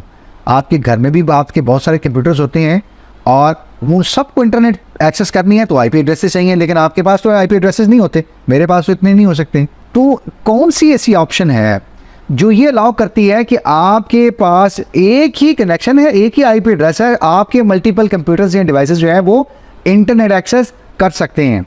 जी, कौन सी ऐसी ऑप्शन है? असल में क्या होता है कि आपके पास एक नेट या नेटवर्क एड्रेस ट्रांसलेशन का एक फीचर है, आपके राउटर में वो बिल्ट इन होता है। जितने आपके कंप्यूटर्स हैं 3, 4, 5, 10, वो सारे लोकल IP के पास आते हैं आपके राउटर के पास, और राउटर क्या करता है? उनका IP अपने पास नोट कर लेता है, और राउटर के पास एक पब्लिक IP एड्रेस होता है, और वो उस पब्लिक IP एड्रेस को आपके कंप्यूटर की रिक्वेस्ट के साथ देख के बाहर भेज देता है। इंटरनेट से वो रिक्वेस्ट सर्व होती है, वो वापस आती है, और जैसे ही वापस आती है फिर राउटर देखता है कि कौन सी रिक्वेस्ट किसने की थी, और उस रिक्वेस्ट को वो फिर वापस उस पर्टिकुलर कंप्यूटर को वापस भेज देता है। इन दिस केस वो अपना टेबल चेक करेगा, रिक्वेस्ट जब रिस्पॉन्स होकर वापस आएगी, मैं कलर चेंज कर लेता हूँ, ये पर्पल जो है वो समझ लीजिए रिस्पॉन्स आया, उसने देखा कि ये रिक्वेस्ट जो है ये 1.1 ने की हुई थी, तो ये यहाँ से ये वापस उसने उसको पैकेट दे दिया। अगली बार हो सकता है ये सेम टाइम ऐसा होता रहता है, राउटर के अंदर सारा दिन ऐसे ही होता रहता है। सेम टाइम हो सकता है इसने जो 1.2 है इसने कोई रिक्वेस्ट जनरेट की कि जी मुझे बाहर से कुछ चीज़ चाहिए, मैं इसको ज़रा रिमूव करता हूँ just to clear your confusion and idea. Very good. अब राउटर ने क्या किया, राउटर ने एक एंट्री इसकी डाल दी, उसने कहा ठीक है जी let me get the desired data for you, let me get you the LMS. Okay, आप में से अब ये कह रहे होंगे कि सर हर वक्त एलएमएस तो हम थोड़ी खोलते हैं, ठीक है, और भी बहुत सारी चीज़ें ब्राउज करते हैं, चलिए अच्छी चीज़ें सीखिए, बहुत अच्छी बात है, ठीक है ना। कोई भी रिसोर्स है फ़ायदे के लिए इस्तेमाल कीजिए, पॉजिटिव इस्तेमाल कीजिए। यहाँ से रिक्वेस्ट वापस आई, रिक्वेस्ट से वापस आई, तो उसके बाद अब आप राउटर ने डिसाइड करना है कि ये रिक्वेस्ट किसकी थी, तो किसने भेजी थी, तो वो दोबारा चेक करेगा कि किसकी रिक्वेस्ट थी, ये 1.3 की थी। अब ये डेटा ये किसको आ जाएगा, 1.2 को, जिसने भेजी थी रिक्वेस्ट।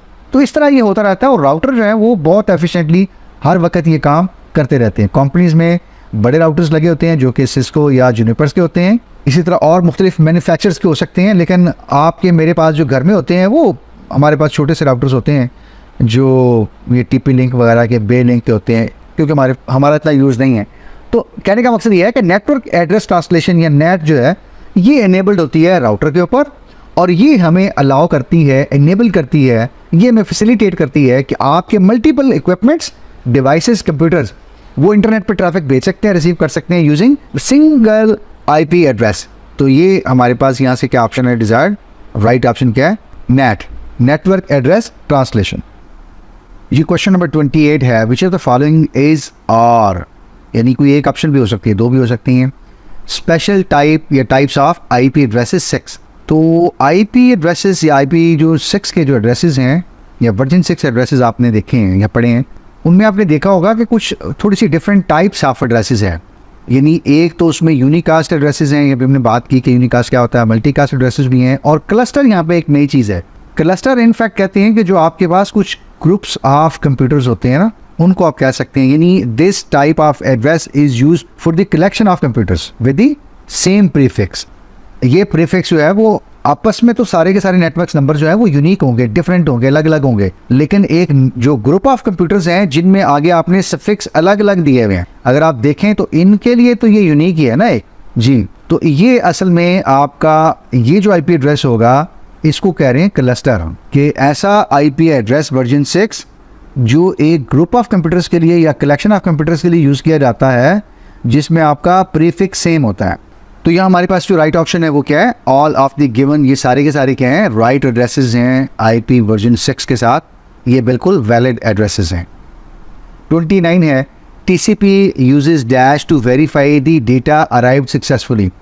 डेटा आ गया है, सक्सेसफुली हमने रिसीव कर लिया है, ये टीसीपी कैसे इंश्योर करता है, हमने अभी बात की थी, ये कनेक्शन ओरिएंटेड है, रिलायबल है, इस पर रिलाई किया जा सकता है, ये सर्विस जो है ये कहती है ये कनेक्शन ओरिएंटेशन है या रिलायबिलिटी है। इसके अंदर क्या चीज़ है जो वेरीफाई होती है जी, अभी हमने देखा भी था विंडो वाली उस एग्जाम्पल में कि एक्नॉलेजमेंट आती है, ये एक्नॉलेजमेंट बताती है कि आपका डेटा रिसीव हो गया, यानी आपने डेटा भेजा, रिसीवर ने डेटा रिसीव कर लिया, अब रिसीवर ने साथ में रिसीव करने के बाद क्या किया, उसको एक्नॉलेज कर दिया कि हमने डेटा रिसीव कर लिया है।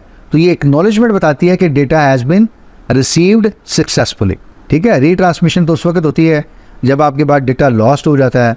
तो फ्रेमिंग वो प्रोसेस है जिसमें आप लेयर 2 में फ्रेम क्रिएट करते हैं, फ्रेम फॉरवर्ड करते हैं, और ये तो ये ऑप्शन नहीं है। और राउटिंग है, इससे मुराद क्या है कि आप अपने राउटिंग टेबल को देखते हुए पैकेट्स को आप डिसाइड करते हैं कि किस डायरेक्शन में, किस डेस्टिनेशन पे भेजना है और किस राउट पे भेजना चाहिए। तो right option is, it is the acknowledgement that basically helps verify कि data has been arrived successfully. 30 है, created by the software application dash are called virtual connections. हमारे पास दो तरह के कनेक्शंस हो सकते हैं, शायद आपने ATM में पढ़े भी होंगे। एक को हम कहते हैं परमानेंट सर्किट्स या परमानेंट कनेक्शंस, उससे मुराद ये है कि ए साइड से लेकर या वन साइड से लेकर टू तक कनेक्शन है, कोई यानी परमानेंट केबल लगी हुई है। एक तरह से ये समझ लीजिए आपका फ़ोन है, ऑफिस का लैंडलाइन है, एक और साहब है उनका फ़ोन है, उनके घर पे लगा हुआ है या ऑफिस में है, तो ये एक तरह से क्या है, ये आप कह सकते हैं it's kind of permanent circuits या परमानेंट कनेक्शंस। दूसरी सूरत क्या हो सकती है, आपका मोबाइल है, आप अपने कैरियर को या सर्विस प्रोवाइडर की सर्विस को यूज़ कर सकें, तो आप पर्सन कोई ए हैं अली, तो आप ये समझ लीजिए कि ये कोई पर्सन ए है और अदर साइड कोई पर्सन बी है, और पर्सन ए ने कम्युनिकेट करना है पर्सन बी के साथ, लेकिन बीच में आप ये यूज़ कर रहे हैं मोबाइल अपने। तो मोबाइल्स के लिए तो आर्जी तौर पे कहीं एक सर्किट ओपन किया गया और उसके बाद जैसे कॉल ड्रॉप हुई वो सर्किट क्या किया, या वो कनेक्शन डिस्ट्रॉय हो गया, दोबारा आपने फिर कनेक्शन क्रिएट करना है किसी को कॉल करने के लिए, तो फिर आप कर सकते हैं। तो आपके और आपके उन अजीज़ के दरमियान कोई फिजिकल कनेक्शन नहीं है, इस तरह इनको हम कह सकते हैं कि वी हैव वर्चुअल कनेक्शंस। तो सॉफ्टवेयर जो बेसिकली हैं, ये सॉफ्टवेयर एप्लीकेशंस वो बनाती हैं वर्चुअल कनेक्शंस, और ये वर्चुअल कनेक्शन असल में तो क्या है, हमारे टीसीपी के कनेक्शंस होते हैं। ठीक है, हमारे टीसीपी कनेक्शंस जो हैं वो असल में क्या होते हैं, हमारे वर्चुअल कनेक्शंस होते हैं। जो हमारी end to end service paradigm है उसमें कहा जाता है कि टीसीपी जो कनेक्शन है हमारे वो क्या हैं, वर्चुअल कनेक्शंस हैं। G31 है a protocol that allows an application program to serve as endpoint of communication is known as dash protocol or end-to-end protocol। तो आपको पता है वो प्रोटोकॉल जो किसी एप्लीकेशन को अलाउ करता है कि वो एप्लीकेशन असल में एंड पॉइंट सर्व कर सकती है कम्युनिकेशन में एज एन एंड पॉइंट, जिसको कोई ब्राउज़र कोई और सॉफ्टवेयर हो सकता है। तो उस प्रोटोकॉल को हम क्या कहते हैं, वो हमारा एक तो उसका नाम है एंड टू एंड प्रोटोकॉल, और एक आपको पता है उसको हम कहते हैं ट्रांसपोर्ट प्रोटोकॉल, या उसकी डेफिनेशन है ये कि ट्रांसपोर्ट प्रोटोकॉल या एंड टू एंड प्रोटोकॉल वो होता है जो अलाउ करता है किसी भी एप्लीकेशन प्रोग्राम को या सॉफ्टवेयर को कि वो सॉफ्टवेयर एक कम्युनिकेशन में as an end point use हो सकता है। तो यहाँ से ट्रांसपोर्ट जो है वो आपकी राइट ऑप्शन है, यानी ऐसा प्रोटोकॉल ट्रांसपोर्ट प्रोटोकॉल या फिर एंड टू एंड प्रोटोकॉल कहलाता है।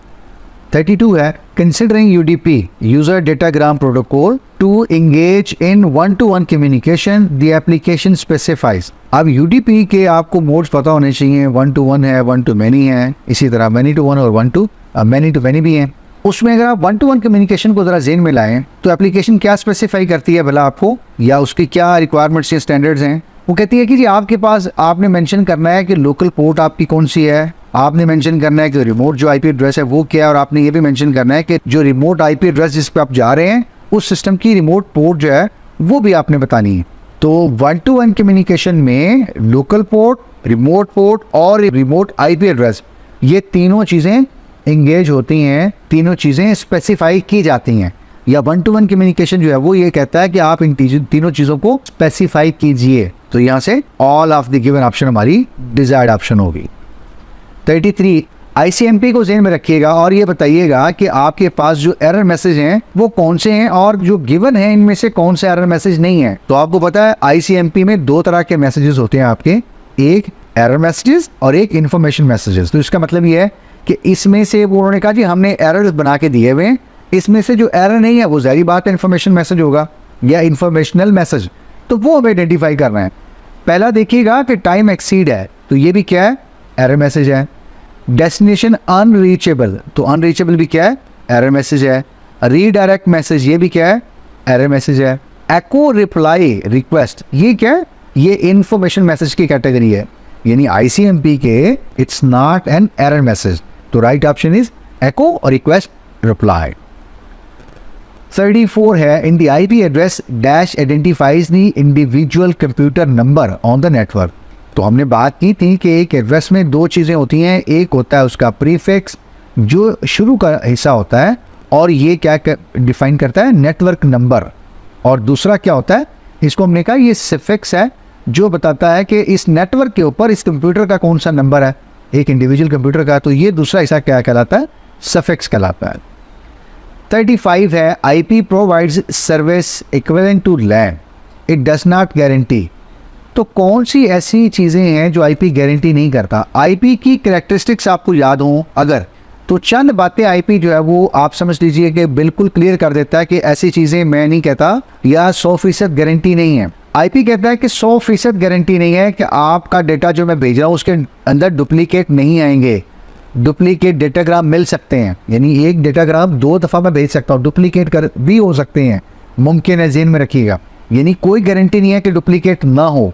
आउट ऑफ ऑर्डर डिलीवरी, यानी आपने पैकेट भेजा 1 2 3 4 और रिसीवर एंड पे पहुंचा 3 1 2 4 या 1 3 2 4, तो वो ऑर्डर आगे पीछे हो सकता है। ये अलग बहस है कि रिसीवर उन जब डेटाग्राम्स को प्रोसेस करेगा तो उनके आइडेंटिफायर्स को देखते हुए वो ऑर्डर अपना सही कर लेगा, जिसको हम कहते हैं रीअसेंबली, यानी रिसीवर जो है ये डेस्टिनेशन कंप्यूटर डेटा रीअसेंबल कर लेगा बिफोर के वो एप्लीकेशन को डिलीवर करे और वो एप्लीकेशन डेटा रिप्रेजेंट करे या रेंडर करे यूजर के लिए। जो डेस्टिनेशन कंप्यूटर है या रिसीवर कंप्यूटर वो ये काम कर लेगा, लेकिन आईपी कह रहा है कि आउट ऑफ ऑर्डर डिलीवरी जा सकती है, क्योंकि मुख्तलिफ पैकेट मुख्तलिफ राउट से जाते हैं। मुमकिन है कोई पैकेट पहले पहुंचे और कोई पैकेट चंद फ्रैक्शन की सेकंड के बाद पहुंचे। थर्ड, ऐसा भी नहीं हो सकता, वो कहता है आईपी कि मैं 100% डाटा भेजता हूँ 100% मिल जाता है, नहीं, कहीं कुछ डेटा लॉस होता है, वो दोबारा भेजा जाता है। ऐसा नहीं है कि वो लॉस हो गया और आपको आधा मैसेज मिलेगा, नहीं, ज़ाहिर बात है वो दोबारा भेजा जाता है। वो पूरा मैकेनिज्म है कि डेटा गया, एक्नॉलेजमेंट आई, पता चल गया कि डेटा मिल गया, दोबारा भेजा, अगला नेक्स्ट भेजा, और कहीं एक्नॉलेजमेंट नहीं आई तो फिर दोबारा डेटा भेज दिया, ये एज्यूम करते हुए कि इसकी एक्नॉलेजमेंट नहीं आई तो ये डेटा कहीं लॉस हो गया, हम दोबारा भेजते हैं। और अगर कहीं एक्नॉलेजमेंट रिसीव लेट हुई तो उसका मतलब है डुप्लीकेट हो गया। तो ये आईपी ये बता रहा है कि डुप्लीकेट भी मुमकिन है, आउट ऑफ ऑर्डर डिलीवरी भी मुमकिन है, कुछ लॉस भी मुमकिन है। तो ये सारी चीज़ें मुमकिन है, मैं कोई गारंटी नहीं कर रहा। That is the characteristics or claim of IP protocol, और वही हमें यहाँ से डिफाइन करने हैं या देखने हैं, सेलेक्ट करने हैं कौन से हैं। तो फोर्थ ऑप्शन हमारी क्या है, करेक्ट ऑप्शन है। ठीक है, इन चीज़ों को आप सब्जेक्टिव के लिहाज से भी ज़हन में रखते रहिए। मेरी इंटेंशन होती है कि ऑब्जेक्टिव में मैं थोड़ा ज़्यादा एक्सप्लेन करता जाऊँ ताकि आपका सब्जेक्टिव जो है वो थोड़ा सा रिफ्रेश और साथ साथ उसकी भी तैयारी होती जाए।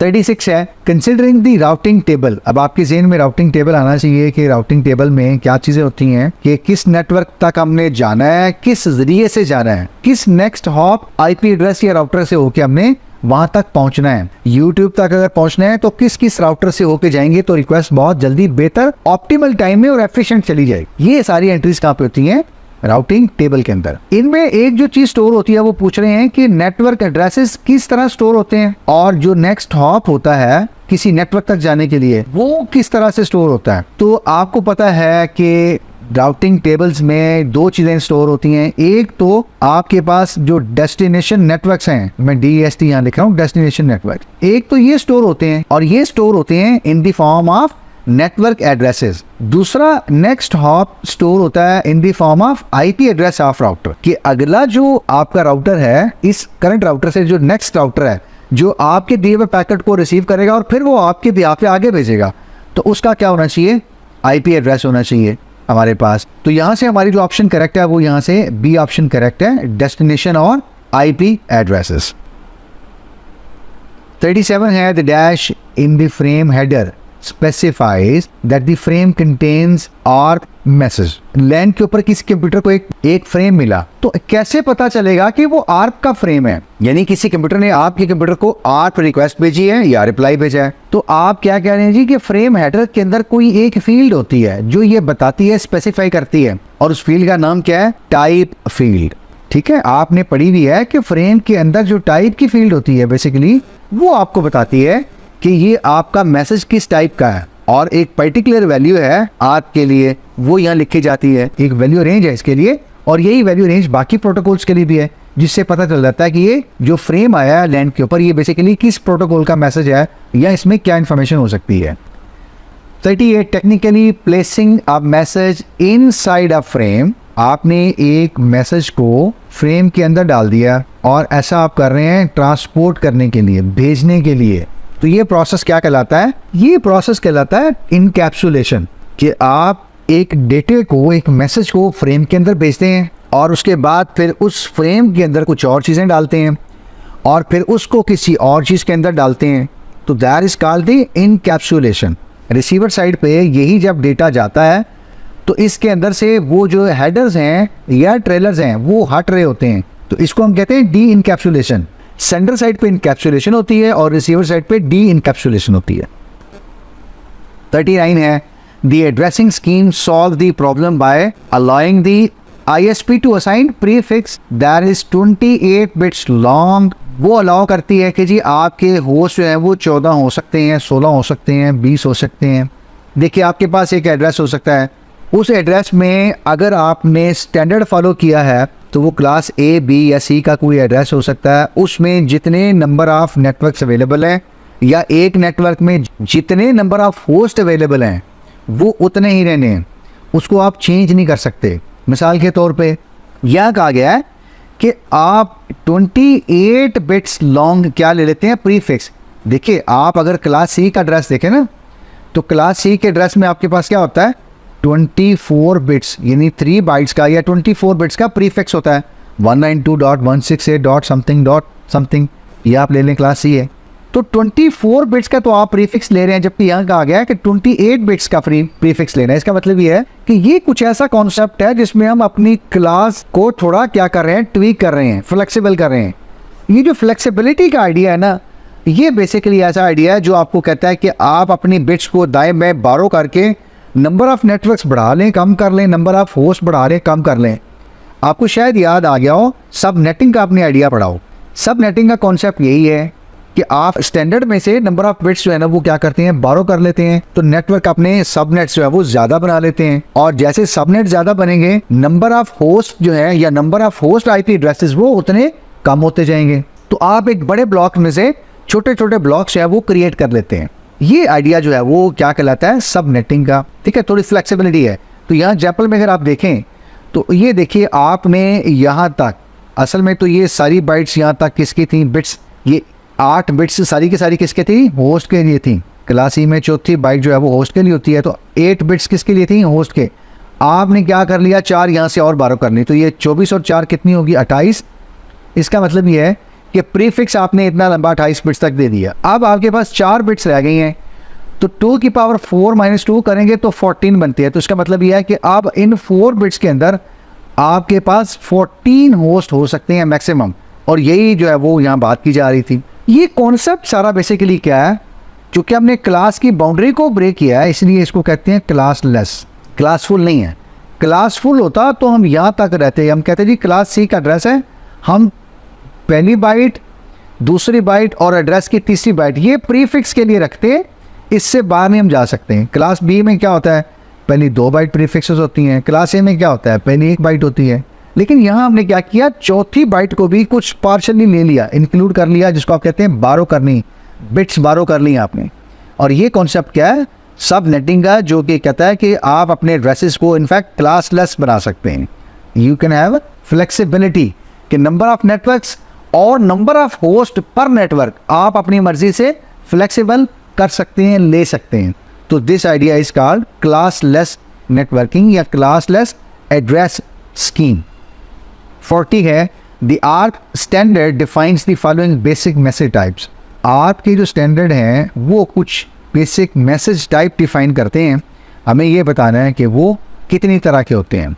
अभी हम कहीं बात कर रहे थे, 2-3 बार हमने ये बात की है, दोहराई है कि एक आर्प में रिक्वेस्ट मैसेज होता है।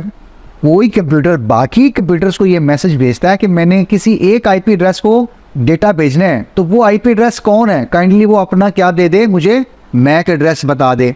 ये क्या है, आर्प रिक्वेस्ट है। अब जो मुतलका रेलिवेंट कंप्यूटर होगा जिसको मुखातब किया जा रहा है, तो मुखातब कंप्यूटर जब देखेगा कि मेरे आईपी एड्रेस की बात हो रही है तो वो अपना मैक एड्रेस शेयर करेगा। ये क्या हो गया, रिप्लाई या रिस्पॉन्स हो गया आर्प का।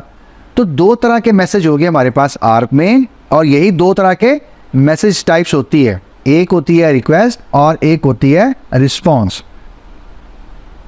41 है, as the internet grew what problems was और वर। अगर एक प्रॉब्लम है तो जारी बात है आप वो लिख लीजिए, वाज आएगा, और ज़्यादा है तो फिर वर आएगी। तो दोनों इन्होंने ऑप्शन दिए, एक या ज़्यादा प्रॉब्लम्स हैं, वी डोंट नो, बट आप देखिए कि कितनी प्रॉब्लम्स हैं।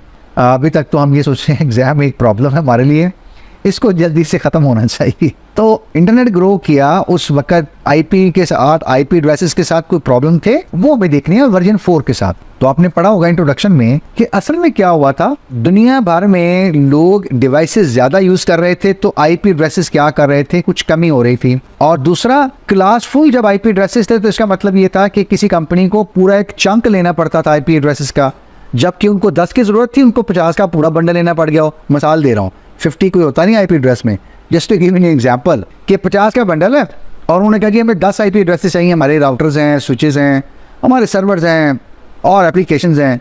तो ISP ने कहा नहीं 50 का बंडल है, हम तो चेंज नहीं देते, पूरा ही ले जाएं। ये एक लिमिटेशन थी। दूसरा, आप ज़्यादा देने लग गए, ज़्यादा डिवाइसेस आ गए तो क्या हो गया, IP एड्रेसेस जो है वो कम होने लग गए दुनिया भर में। थर्ड, अब वो 50 वाले जो लेके गए हैं 10 उन्होंने यूज़ करने हैं, तो बाकी 40 उनके तो अनयूज पड़े रहेंगे। तो ये सारी प्रॉब्लम्स थी जब इंटरनेट ग्रो हुआ, इंटरनेट एक्सपेंड होना शुरू हुआ। IP वर्जन 4 के साथ ये प्रॉब्लम्स थी।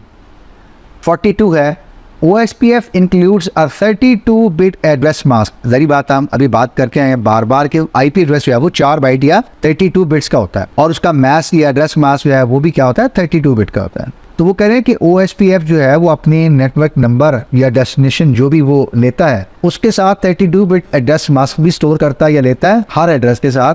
जिससे एक्चुअली होता क्या है, ये जो फैक्टर है, ये मैकेनिज्म है, ये अलाउ करता है या OSPF को अलाउ करता है कि ये एड्रेस कैसा हो सकता है। तो ये फ्लेक्सिबिलिटी है OSPF के साथ राउटर्स में कि ये जो एड्रेसेस हैं जो हमने कहा कि 32 बिट मैस्क के साथ आते हैं, ये क्लास फुल भी हो सकते हैं, क्लास लेस भी हो सकते हैं और सब नेटेड भी हो सकते हैं। ठीक है, ये तीनों किस्म के एड्रेसेस हो सकते हैं।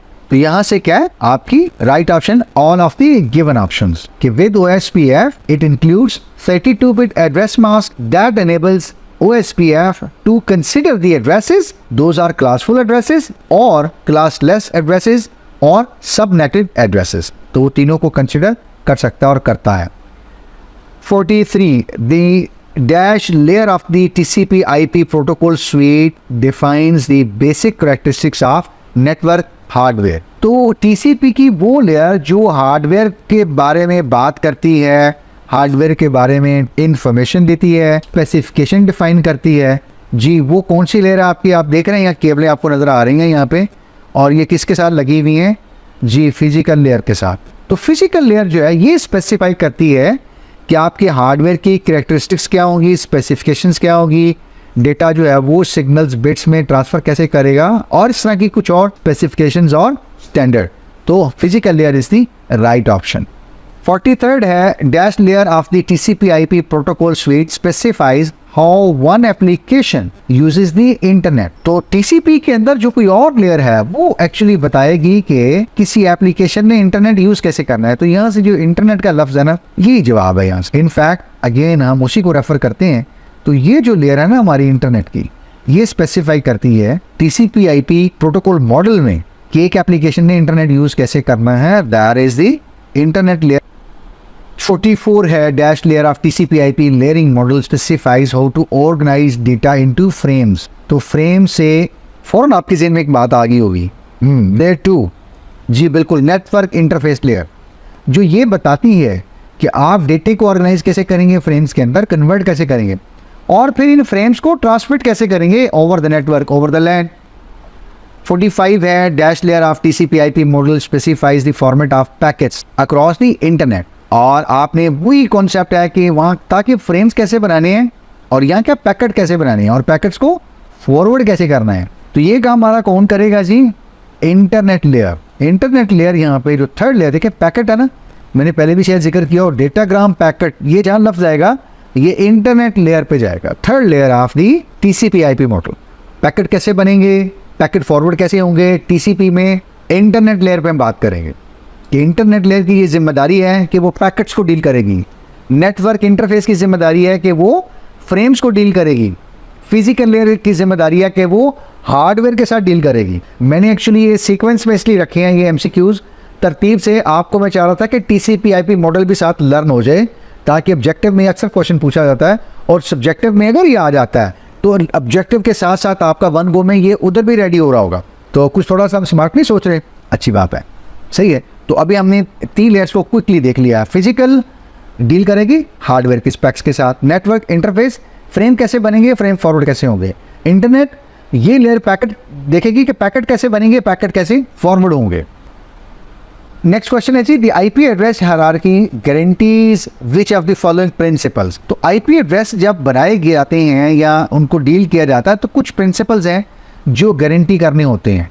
उनमें से सबसे पहला आप देखते हैं क्या है कि हर कंप्यूटर को दुनिया भर में, इवन वैन के ऊपर है और अगर लोकल कंपनी या कैंपस के अंदर लैंड पे है, तो उन सबको क्या मिलना चाहिए, एक यूनिक आइडेंटिफायर या यूनिक आईपी एड्रेस मिलना चाहिए ताकि कम्युनिकेशन इंश्योर की जा सके। दो लोगों के एक जैसे रोल नंबर नहीं हो सकते, दो लोगों के सेम पासपोर्ट नंबर या एनआईसी नंबर नहीं हो सकते, इसी तरह दो कंप्यूटर्स के सेम आईपी एड्रेसेस नहीं हो सकते।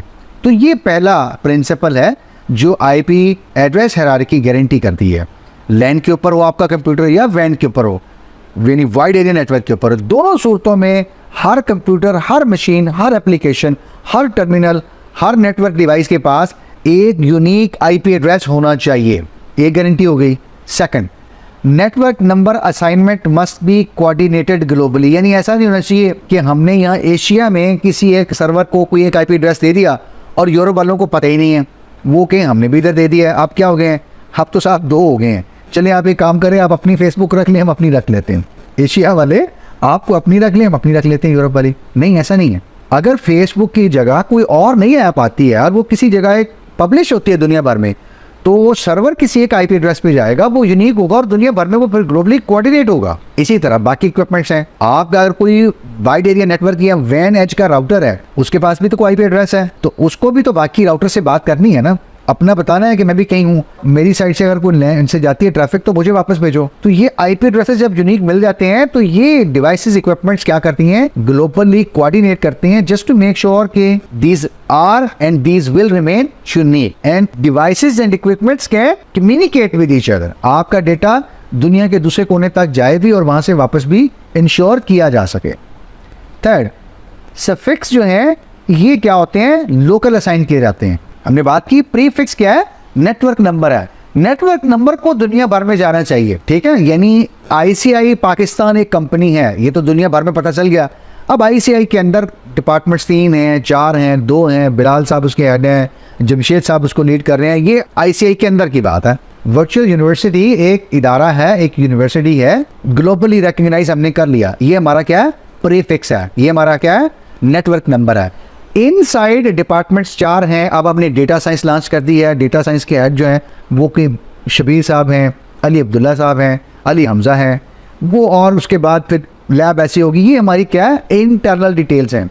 ये हम क्या रखेंगे, लोकल रखेंगे। ये हमारा क्या है, सफिक्स है। तो एक आईपी एड्रेस में जो नेटवर्क पार्ट होगा प्रीफिक्स होगा, that has to be shared coordinated globally across the globe, ताकि पता चल जाए कि एक नेटवर्क या एक डेस्टिनेशन पे ट्रैफिक जानी है तो वो वाया किस जगह से होके जानी चाहिए। जो सफिक्स हैं, जो मशीनों के यूनिक आइडेंटिफायर्स हैं, वो लोकली हमने कहा। इस केस में बात करें तो आईएसपीज तक आ जाते हैं। आईएसपीज के पास पता होते हैं कि प्रीफिक्सेस जो हैं वो उनको मिले हुए हैं, ग्लोबली हैं, और उसके बाद कंपनी टू कंपनी वो अपने सफिक्स यूनिक आइडेंटिफायर बनाते हैं और वो फिर उसके बाद बना के असाइन करते हैं। ये कंपनीज भी करती हैं बहुत बड़ी बड़ी, और ज़्यादातर ये काम आईएसपीज करती हैं। तो इतनी डिटेल बताने का मकसद ये था कि ये तीनों चीज़ें आईपी एड्रेस की हायरार्की गारंटी करती है। ये तीनों प्रिंसिपल्स कि वो कहती है कि जी यूनिक एड्रेस असाइन हो, दुनिया भर में नेटवर्क नंबर जो है वो ग्लोबली कोऑर्डिनेट किए जाएं, शेयर किए जाएं, ताकि सबको सब चीज़ों का पता हो। और जो सफिक्सेस हैं ये आप बेशक लोकली मैनेज कर लीजिए, आईएसपी लेवल के ऊपर, रीजनल लेवल के ऊपर, ठीक है, कंट्री लेवल के ऊपर। तो ये सारी चीज़ें ठीक हैं और यहाँ से हमारी फिर फोर्थ ऑप्शन जो है वो राइट ऑप्शन है। 47 है, which of the following is true about permanent virtual circuit. नाम से आपको क्या लग रहा है कि ये कुछ सर्किट है, कोई कनेक्शन है, लेकिन ये क्या है, परमानेंट है। एटीएम में आपने पढ़ा होगा एसवीसीज होते हैं, स्विच्ड वर्चुअल सर्किट्स होते हैं, और पीवीसीज होते हैं, परमानेंट वर्चुअल सर्किट्स।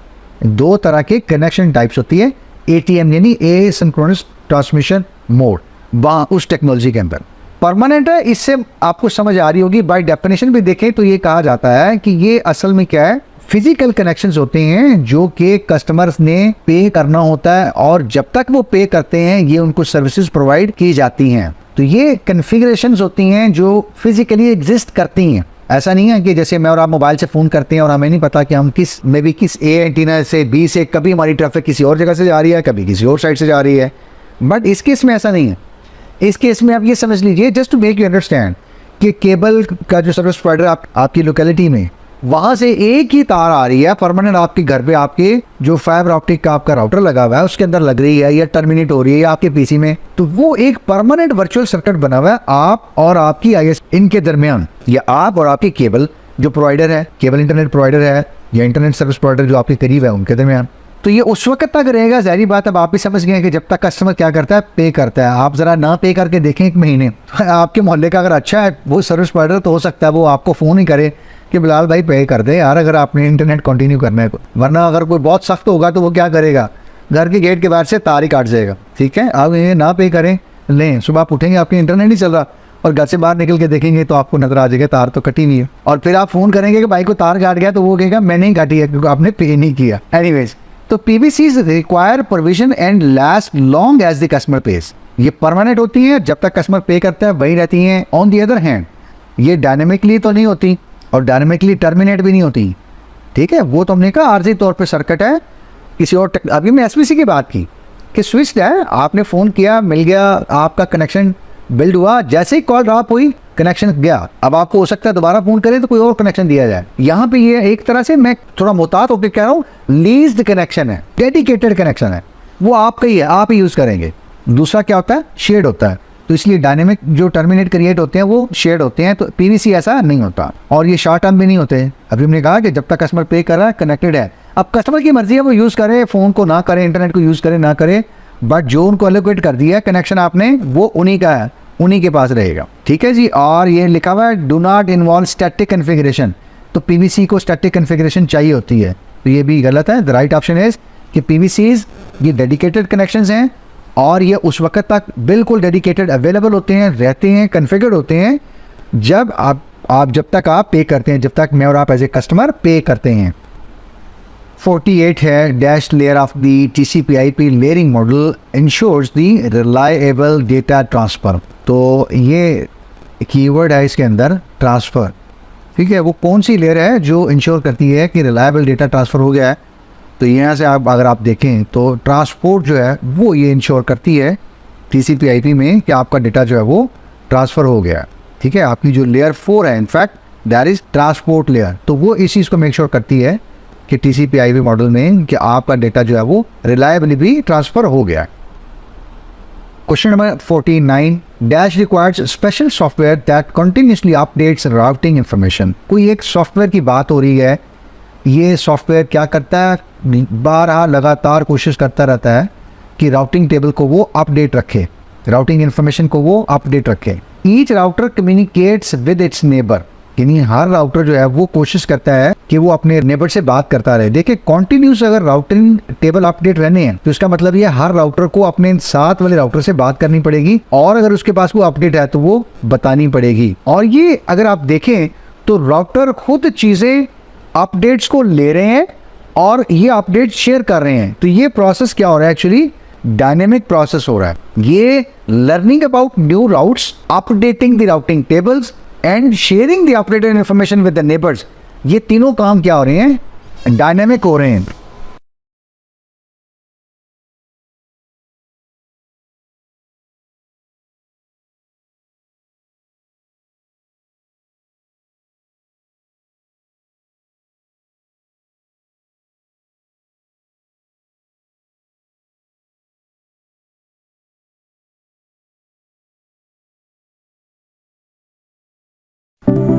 वीडियो देखने का बहुत शुक्रिया। हमने कोशिश की कि लास्ट मोमेंट पे एक तो आपको रिफ्रेशर दिया जाए और एटलीस्ट एक गैप एनालिसिस दिया जाए, कुछ थोड़ा सा आपको पता चल जाए कि क्या चीज़ें हैं जिनको थोड़ा सा भी अपने काम करना है, फिक्स करना है before appearing in your final exam.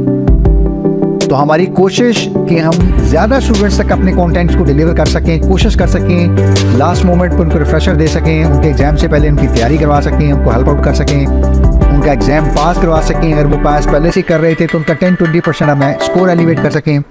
तो उसमें हमारा साथ दीजिए, हमारी हेल्प कीजिए, कोशिश कीजिए, help us reach maximum audience. अपने फेलो स्टूडेंट्स तक इस कंटेंट को शेयर कीजिएगा काइंडली। और थर्ड ये है, हम कोशिश करते हैं कि कुछ आपके साथ कंटेंट शेयर किया जाए, आपको थोड़ा हेल्प किया जाए। ऐसे ही हम चाह रहे होते हैं कि आप ही हमारी हेल्प कीजिए और हमारे कंटेंट के अंदर जो चीज़ें और बेहतर की जा सकती हैं, इम्प्रूव की जा सकती हैं, हमारी रहनुमाई कीजिए, अपनी कीमती राय से ज़रूर आगाह कीजिए।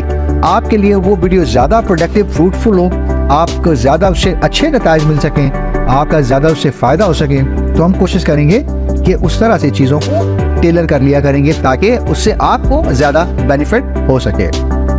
लास्टली यही कहूँगा कि चैनल से जुड़े रहिएगा। इंशाअल्लाह इन फ्यूचर हम CS, IT, इसके साथ साथ मैनेजमेंट और बाकी सब्जेक्ट्स को भी इंट्रोड्यूस कर रहे होंगे, आपके लिए ला रहे होंगे। कोशिश वही है इंशाअल्लाह कि हम अपने कंटेंट को कॉन्टीन्यूसली बेहतर करते जाएं, चीज़ों को आपके लिए आसान बनाने की कोशिश करें ताकि आप अपने इम्तिहानात को अच्छे तरीके से डिलीवर करें, अच्छे रिजल्ट्स लें और अपने पेरेंट्स को डिलीवर करें, उनकी दुआएं समेटें, उनको खुश रखें। वो खुश होंगे तो इंशाअल्लाह अल्लाह भी आपसे खुश होगा, और अल्लाह अगर आपसे खुश है तो इंशाअल्लाह चीज़ें आपके लिए बहुत बेहतर हैं। आप समझते हैं इस बात को। तो एक गुजारिश आखिरी ये है, इस आजिज़ को भी अपनी दुआ में शामिल रखा करें। इंशाअल्लाह अगले किसी कंटेंट में, किसी और पेपर में, किसी और सब्जेक्ट में आप लोगों से बात होती है। अल्लाह आपका हामी नासिर, अपना ख्याल रखिएगा।